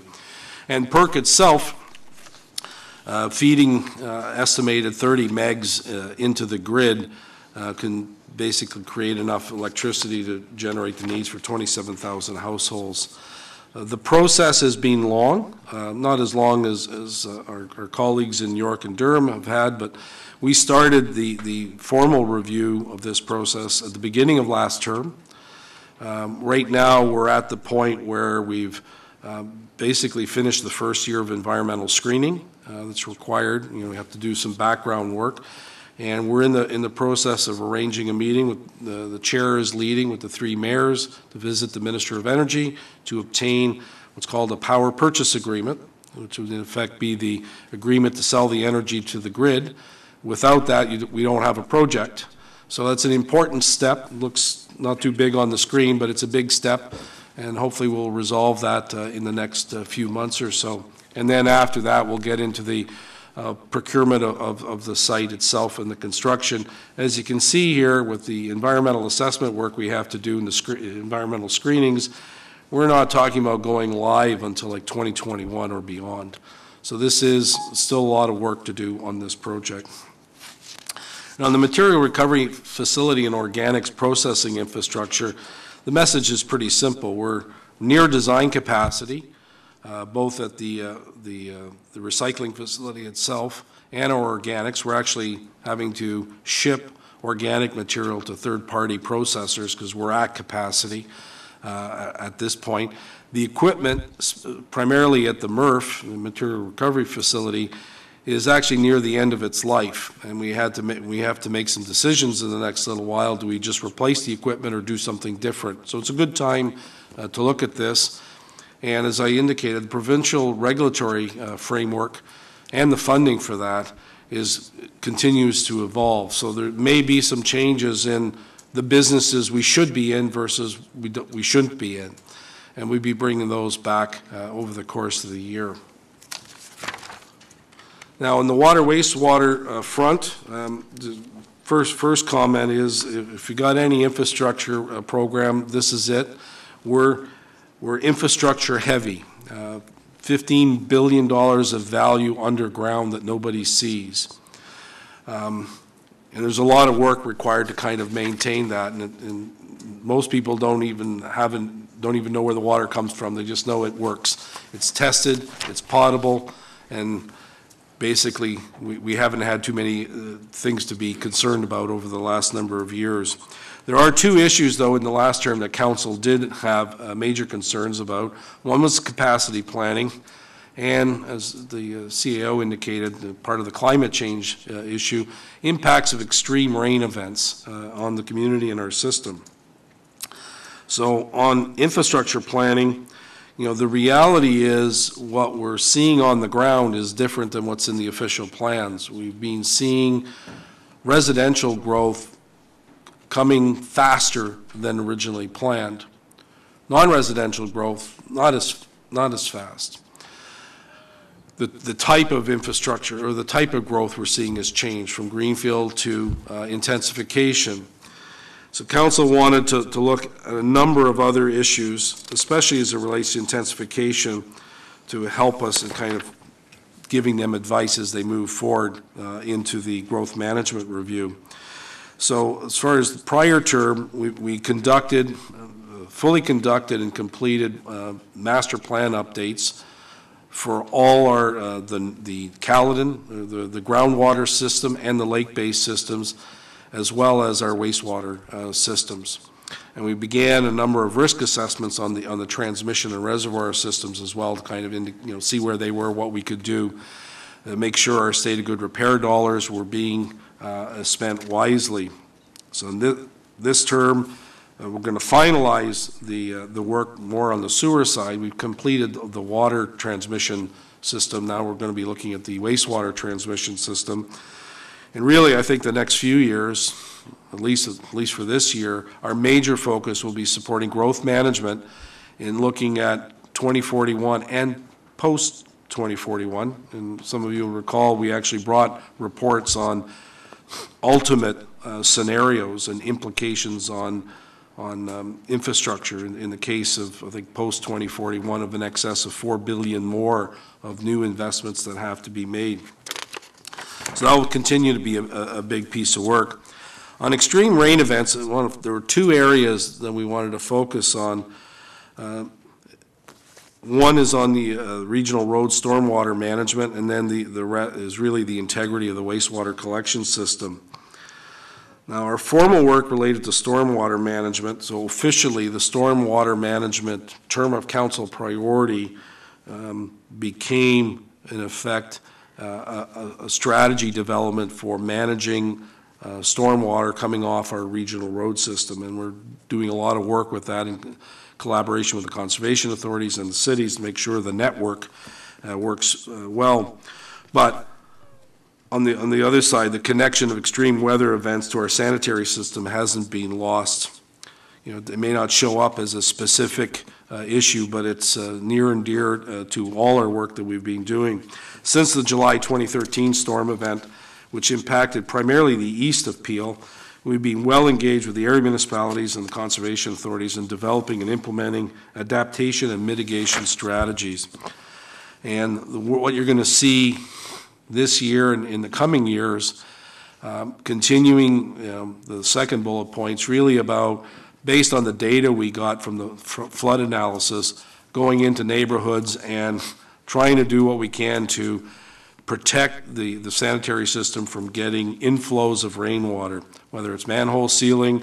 In some cases, I know in Councillor Miles' ward, we had to actually increase the size some of the sewers in the area because there were no other viable options because of density. So we made we couldn't protect the system, so we made the system bigger to get the water out of people's basements and moving on. A big policy issue for us in the next year or so will be the matter of should we or should we not implement a mandatory downspout disconnection program. Just as background, we reflected to council, there was about 70,000 homes in Peel that were built in a time where the house foundation drains were connected into the sanitary system directly or indirectly, and those homes were at risk to extreme rain events. In effect, they'd flood themselves out just from the water coming down their downspouts. We have a pilot underway now, and the councillors know who they are, working with those areas that are hardest hit to have a voluntary downspout disconnection program with some rebates and stuff to see if we can make a difference. We committed to bringing you back results of that plan by late spring. Hopefully we won't have any rain events between now and then. My initial uptake is there's not a lot of interest. The same issue that we had back in 2009, nobody was interested in doing anything. As long as they had to pay money into it. We had very low take-up in the 2009 storm. We had low take-up in the 1990s when we had storm events as well. So if we're going to do a mandatory downspout disconnection program with the cities, this will be a big issue, from like site grading. So city inspection folks are heavily involved in this. So we'll be bringing stuff back in collaboration with all three municipalities, but it's primarily the urban cities of Brampton and Mississauga that this will be the bigger issue. Now, well, the fact that we're updating our water billing system is not newsworthy on its own. I did want to kind of remind council that the important part of updating our system is that this will also serve the city of Mississauga stormwater billing process and potentially Brampton and Callans as well. I understand Brampton staff are monitoring what we're doing with the city of Mississauga. So it's an opportunity for us to collaborate together, and instead of two billing systems, we're using one and getting both done. And as well, in order to better serve our mutual clients, we continue to explore opportunities to enhance capital work coordination.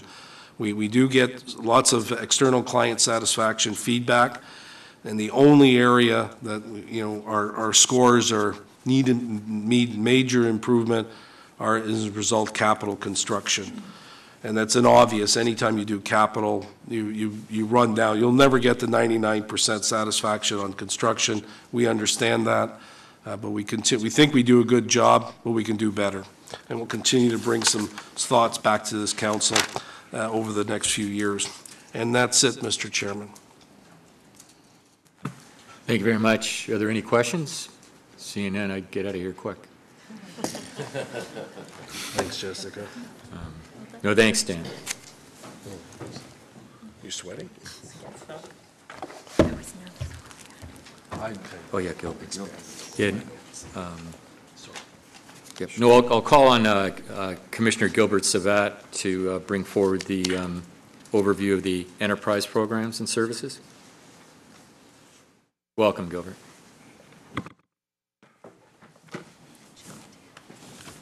Thank you, Mr. Chairman.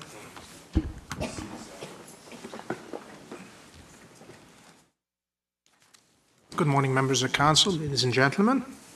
I'm going to be presenting to you today an overview of enterprise program and services on behalf of my fellow commissioners, Lorraine Graham Watson and Steve Van Hofwegen.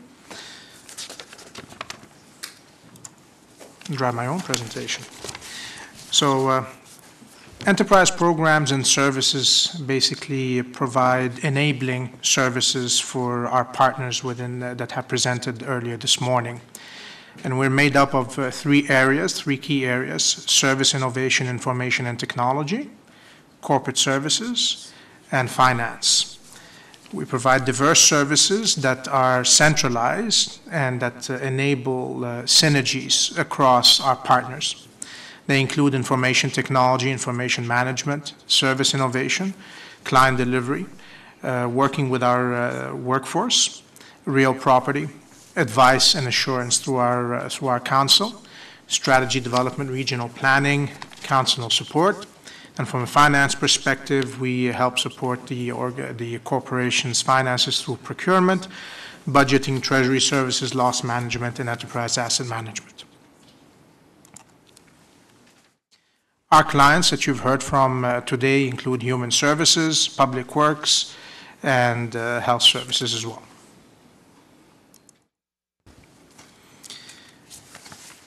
Our CAO talked a little bit earlier about some of the trends that are impacting our organization, and these same trends are impacting our enterprise programs and services, and specifically the evolution of technology as well as sustainability. And I'll be talking about them at a high level. Starting with the technology, I can relate back in 1998 when I first got my first flip phone. Probably some of you can relate to that as well. And yet today we have our residents and ourselves walking around with an equivalent of a server in our little pocket, side pocket, of what used to be available in 1998. This explosion in technology has had a tremendous impact on our society, our governments, as well as on our corporations.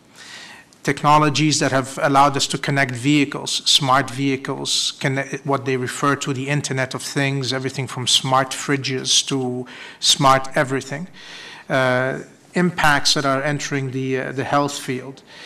And as a result of this explosive technology that are available, readily available to residents, it has also generated massive amounts of information that, if properly harnessed, can be very powerful to organizations.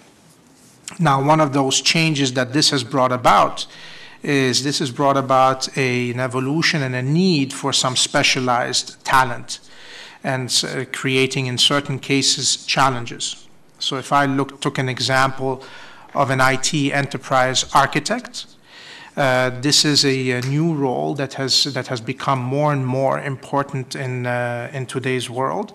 And the reality is, not only are we competing with other public sector organizations for this type of role, but we're also competing against the private sector for this type of talent. Another trend that is coming about, or that has grown over the years, is the complexity of our services as well as the service delivery. I talked about the technologies that are available to residents today, and they expect to have to use those technologies to consume some of our services. So that is bringing about change to the traditional way that we've typically done business. Another factor that the CAO has spoken about is a changing economy impacting our revenue and our program demands.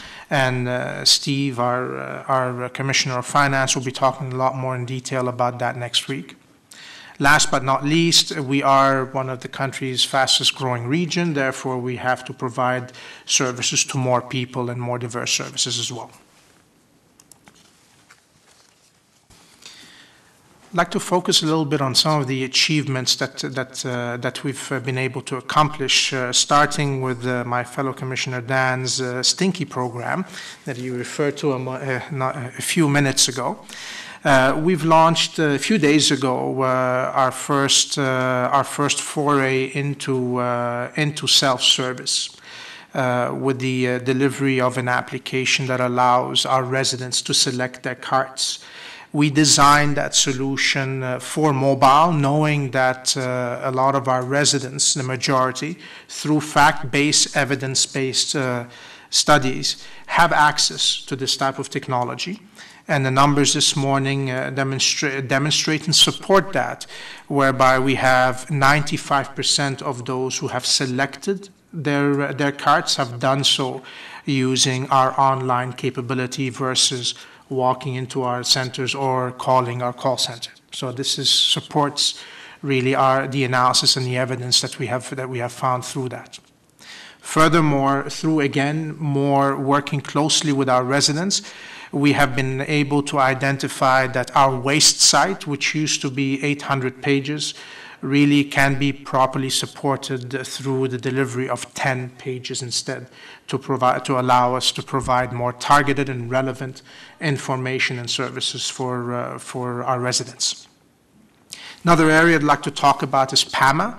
We've been increasing traffic and engagement with our residents through PAMA and have reached an overall satisfaction level of 8.7 out of 10. From an asset management perspective, we don't have as many assets in that area as the underground assets that Dan was referring to when I refer to the vertical assets, but they're equally important. They're $2 billion worth of assets, and we've invested $15 million in capital renovations to help support the state of good repair that, again, Steve will be talking about more in detail next week, as well as $29 million in new construction. Next, from an asset management perspective, we've absorbed about $3 million in electricity costs within the existing budgets through the energy conservation and demand management initiatives. These are costs that were not passed on to the taxpayers and residents of the region of Peel. So I think that was an important achievement as well by the team. From an assurance or risk management perspective, we have partnered with a software provider. This is in the software as a service space through Council's approval in 2014 to help reduce some of our risk and improve some of our time to market. More specifically, we have chosen in this partnership to move away from the business of managing servers and networks and updates of software, allowing that partner to share the risk and have become consumers of that technological service that this partner is providing, therefore reducing the risk of having issues and challenges and costs associated with that infrastructure. Second, from a risk mitigation perspective, we have put into place and are conducting what is referred to as a privacy impact assessment. This is analyzing our information and our systems, understanding where there are potential privacy risks and potential breaches, and working towards proactively putting steps into place to try to avoid those if they were to happen. Last but not least, the audit team has worked with the former audit committee to put together a new risk assessment framework. Our priorities for 2015 there's quite a few of them, and starting with the digital resident-centered self-service that I talked about briefly today for the bi-weekly program that we are putting into place. If you look on the top, you'll see these are the numbers for 2014. We had close to 1 million calls to the call center, about 5,000 emails, and about 90,000 face-to-face contacts, as well as 4 million visits to our websites. The visits to our website were primarily for information purposes versus consumption of service. Now, general stats demonstrate that in-person service costs approximately 50 times more than self-service and costs 10 times more than calling, than a call center service. So there's obviously a lot more efficiency to be found through self-service. Furthermore, adding to that efficiency, our residents are demanding it. Our residents are digital. most of you have smart devices, and the majority of our residents, through evidence-based analysis, have that technology and have access to that type of service. So our priority, for one of our greatest priorities in 2015 in the area of service innovation, information, and technology, is enabling those types of resident self-service through digital. A second one that's important, through the growth that the region has experienced over the years, the growth has been supported by the use of technology and by the use of applications and databases, etc. We have reached a stage where we have grown to a size where there is an opportunity, a very important opportunity, to standardize on some of the technologies that we have been using. And as a result, we will be looking towards standardizing our technologies on what is referred to as platforms. Platforms that will be able to support the organization horizontally across all of the different programs and services that it provides. I will be bringing in a more detailed strategy that supports this, as well as a report to Council to talk about the benefits and the direction that we will be taking as it pertains to platforms.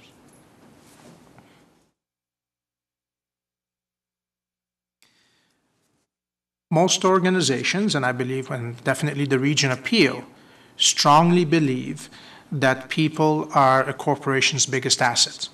We can have $17 billion worth of assets, but without the people, that's just nice-looking trinkets and toys. People is what makes an organization function. And therefore, investing and making sure that we have the right people with the right skill set at the right time, providing the right service to our residents, is one of our key priorities for 2015. And we will, and if you look at the composition of the organization to get a better understanding of who the Region Appeal is, half union, half non-union, 69% female, 31% male, varies obviously by different service that we provide. The average of our staff, 43 and a half years old, with management being at 50. And another important measure is an employee engagement score of 2013 of about 7.1. Ensuring the continued success of the region, one of the key areas is succession planning, making sure that as people slowly leave the workplace, as they retire or for other reasons, that we have the right skilled person to take over that responsibility. Second one is having the right leadership in place and the strong leadership to help continue deliver on the services or improve on the services that we're currently delivering. Making sure that we have the right skill sets and the right plans and programs in place to continue developing that skill set not only for the present, but for the future, to accommodate the changes that we have talked about from technology and other different demographic changes. And last but not least, ensuring that the workforce has the adequate tools in order for them to be able to deliver that service that is expected of them by the residents. From a workforce enablement and modernization perspective, this is an area that we will be also focused on in 2015, and we will be bringing to Council in the spring a report that is that is related to the office footprint and managing our space requirements over the next 20 years. One of the objectives is to maximize the use of our existing footprint by modernizing our approach to work and enabling our workforce for greater flexibility in how and where they work. An example that a fellow commissioner was sharing with us the other day is that in the old days, you'd have a public works individual walking up to the job with a big spanner on the shoulder to get the job done. Today, they may do that, but they also may be walking up to the job with a nice little tablet in their hand to get the job done. That's the evolution that we have to accommodate and the technology that needs to be able to support to enable that workforce. The elements of the office modernization will include mobile workers equipped with technology, modern space design that promotes collaboration across the different services within the organization, space optimization, making sure that we're using the space in the most appropriate and effective way that we can. An example is, as we go digital, and hopefully one day completely eliminate paper, will we really need those big filing cabinets that take up space in the corner? Will we need as many printers as we currently have, etc.? Today, we are roughly at about 185 square feet per full-time employee, but there's definitely improvements to be made in that metric. Now, the thing that's going to be very important for us in this space is working with the human resources to understand what the modern workplace policies are to help enable some of that mobility, allowing people wherever it makes sense and wherever it's appropriate, working from home or from other locations, which will have a greater impact than just space utilization, but also environmental utilization, reduction of congestion, helping transportation, etc.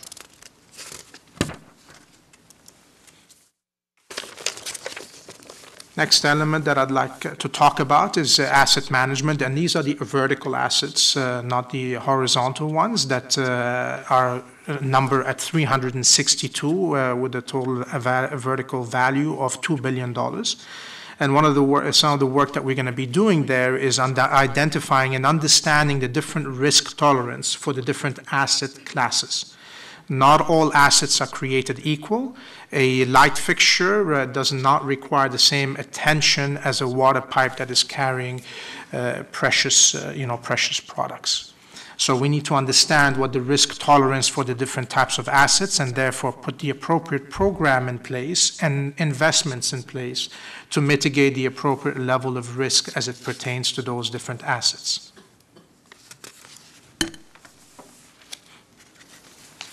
Our CAO talked about climate change, and so did our Commissioner of Public Works, and it's become a reality, something that we have that we have to live with. And during the last term of council, it was a priority. And the Peel Climate Change Partnership was formed to implement strategies as well as 38 actions and create more efficient use of resources through collaboration. These partners included the Region of Peel, the City of Brampton and Mississauga, the Town of Caledon, the Toronto and Region Conservation Authority, and the Credit Valley Conservation. Vulnerability and risk assessments are being completed to understand the consequences, risks, and opportunities from climate change across sectors in Peel, including infrastructure. The 2013 ice storm and flood event remind us just how disruptive changing weather patterns can be. Damages caused by these two events exceeded $1 billion across the GTA. Peel will continue to plan and invest in ways that will mitigate the risk of climate change effects based on findings from the current assessments. We look forward to working with you as we update our strategy based on results from the assessment. On the energy front, Peel Region has a corporate emission reduction target of 20% below 1990 levels by 2020 and 80% below 1990 levels by 2050, and is working on reducing corporate emissions through implementation of the Energy Conservation and Demand Management Plan. As well, the region is formalizing an energy procurement plan with consideration for energy from renewable sources.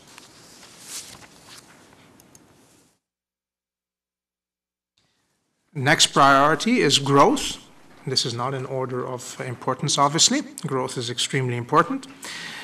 We've talked about some of the factors, the fact that we're almost going to be doubling by 2041, and the fact that employment growth is below forecast, therefore not keeping pace with our, with the growth. And there's a fundamental shift in employment as well, going from very large enterprises to smaller enterprises that will drive different dynamics, including workplaces that will change. We also understand that there is a fundamental impact on DC revenue as residential construction is faster than industrial construction. So the priorities that we have for 2015 in this particular area is that we are going to be working on the cost benefits of growth, understanding as we do have this growth, what are the implications, what are the benefits, and what are the costs associated with them. And in terms of the DC bylaw, it will need to be updated and policies in the regional official plan amended to better support growth management. As well, the official plan policies and studies will address all aspects of sustainable growth, including its environmental, social, cultural, and economic considerations.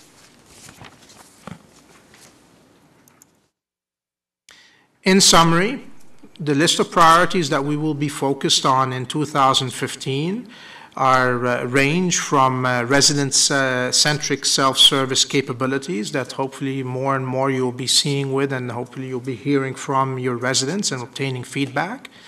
Efficiencies through standardizing our technologies, enabling and engaging our workforce, a risk-based asset management approach, financing strategies to achieve and support sustainability, a sustainable growth, and mitigation and adaptation to climate change. Thank you. If you'd stay in place, Councillor Sprobriere. Yeah, thank you, Mr. Chairman, and thank you, Gilbert, for the presentation. Just a quick question on the call center. I see here it's almost 1 million calls you receive, and I have to say I'm very pleased with the response. Every time I call, someone's on the line and picks up.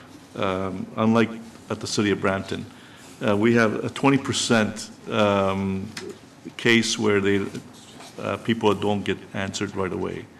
Do you have a percentage where there is a bit of a lag based on when it's a busy occurrence? Or are all calls responded at when people call in? Our response rate is very high, actually, and I believe our target, if I may, Mr. Chairman, is for 80% of calls to be answered within 20 seconds, and we track pretty close to that standard. Yeah. As your experience is told. And so the question is, what about the other 20%? How much delay? Because sometimes I call the city call center, I'm waiting 10, 15 minutes before somebody answers me. we can get the stats on those for you. Yeah, that would be, Councillor, because I like to know how the region is doing so well. At the city, we're not doing so well, So I'd like to find that out if you can. Thank you. Thank you. Thanks very much, Gilbert, for your presentation. Much appreciated. And David, if you'd like to maybe just wrap up. I will I'd like to thank Council. I recognize that it was probably been a very long 3 hours for you, an awful lot of information, but we thought it would be best to do this broad overview of the services that we provide now to set the stage for the budget discussions in the weeks to come and the strategic plan. And as many of the commissioners said, if you want more information about the programs and services, all you have to do is ask, and we can either bring back to Council or meet with you individually. We'll also be very happy to set up tours of our operations and facilities if you're interested. I highly recommend a tour of the waste treatment plants down on the lakeshore. I know some of you have done them, and it's a life-changing experience. But to conclude and really to bring the focus back to the services and the impact that our services have every day on the residents of Peel, that's really what we're all about. I'd like to show you a very short video that we call The Faces of Peel.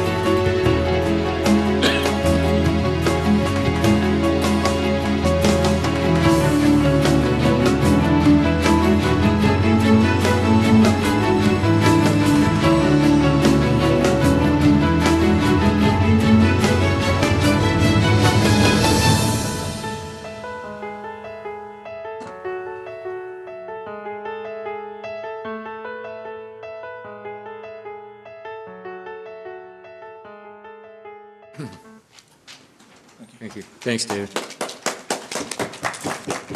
I think that video summarizes it very well. And David, I just want to thank you and the commissioners that did their presentations today. I think the overview was certainly appreciated by council, particularly to update the new members of council as well, and for the viewing public. So thank you for that. Thank you. We're approaching lunch hour, but I would like to suggest, I know how busy all of you are, and I know how cooperative you're going to be.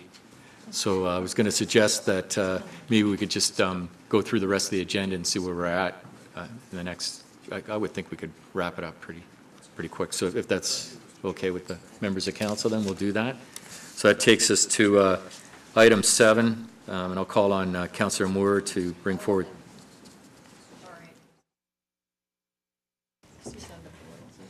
Sorry, through you, Mr. Chair. Councillor Fonseca. Just sorry. really briefly, just from a process standpoint, should we be moving receipt of the presentations, or is that not?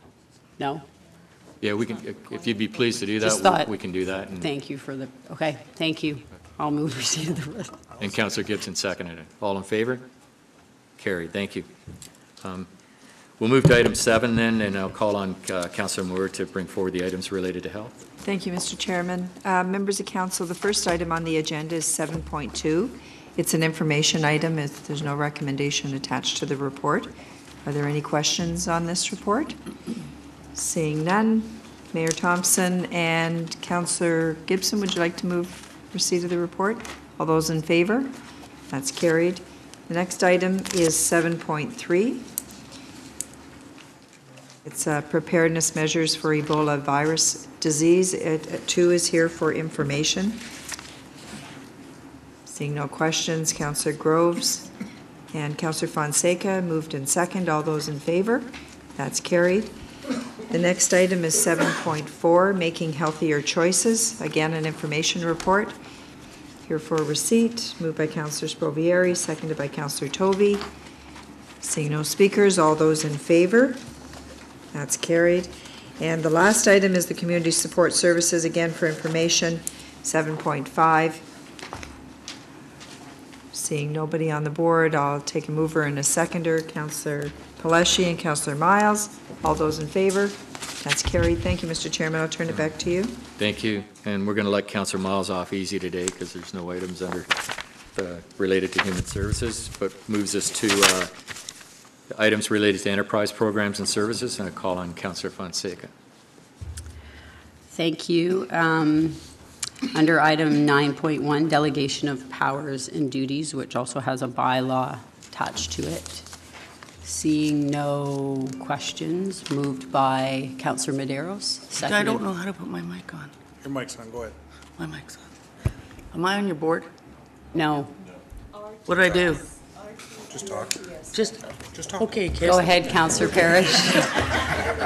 On 10-2, under 8, the Chief Administration Officer is authorized in consultation with the affected Commissioner, the Director of Human Resources, and the Regional Solicitor to undertake and conclude collective bargaining with labor unions representing unionized employees in accordance with the Region Council-approved bargaining mandates.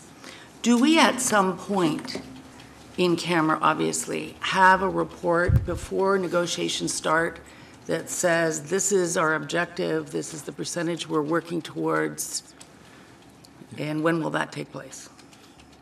Yes. Through you, Mr. Chairman, we do bring to council a report, usually a good 6 months or so before negotiations start, that reviews what the issues are and seeks a mandate from council on not just wage levels, but a broad range of issues related to bargaining. That would have come forward. We're in the middle of bargaining now, so it would have come forward last summer for this round of bargaining. Okay, you have a lot of new councillors and recycled councillors, and I would appreciate having a briefing in camera on that as well. And kid councillors, right. The other thing, I have a couple questions on how we conduct the bargaining. Do we hire outside lawyers or do we use our HR department? We do both. What are we doing right now? In some areas, we have outside support, and in other areas we do it directly. Could I, in camera, have a report at the next meeting on what it cost us to do the last round where we had a few strikes precipitated on outside legal help? Yes. Thank you. Okay, thank you, Councillor Parrish. So, moved by Councillor Madero, second by Councillor Parrish, with direction to have an update on the next agenda on the in-camera updates. All in favor? Any opposed? Okay, thank you. Item 9.2 is the appointment of citizen members to the Region of Peel Accessibility Advisory Committee. No questions. Moved by Councillor Mahoney, seconded by Councillor Tovey. All in favor? Any opposed? Okay, carried. Item 9.3 is the update on proposed or continued committees of Regional Council. Moved by Councillor Groves, seconded by Councillor Downey. All in favor? Any opposed? Carried. And for this item, we do need to move. We don't need to move. We don't. It was approved. There was no questions. Okay. Excellent. Wonderful. So that's it. Well Back done. over to you, Madam Chair. Madam Chair. Mr. Chair. Mr. Okay. Chair. Close enough. Just for clarification, Councillor Parrish. Oh, sorry. Did we want to put the members on for IRAC? Oh, yeah, we can do it. Relations? Yeah, I'll Do do you it. wanna that now? Well, I'll do it right after. I can do this. You want to do what first? Okay, yeah. No, it just brought to my attention about the members to the new Government Relations Committee. We could do that now, and then there was an expressed interest by, I guess it's all three mayors are on, as well as myself, and then Councillor Gibson, Councillor Madero, Councillor Raz, Councillor Innes, and Councillor Tovey. And there is one other place if Councillor Miles, you wish to be on that? Okay, if someone would move, Councillor Tovey, seconded by Mayor Thompson. All in favor then? The committee's set. Thank you. No, just for clarification, with respect to the what you asked for, Councillor Parrish, next week there's a council meeting, and that's pretty quick to get that. Could it go to the next one? Okay, great. Thanks for that. So that brings us to bylaws.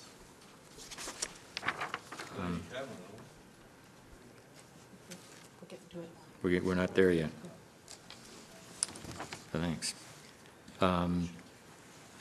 Bylaw listed on the Regional Council agenda being bylaw 1-2 or 2015 be given the required number of readings, taken as read, signed by the regional chair and regional clerk, and the corporate seal affixed thereto. Moved by Councillor Yanika, seconded by Councillor Groves. All in favor?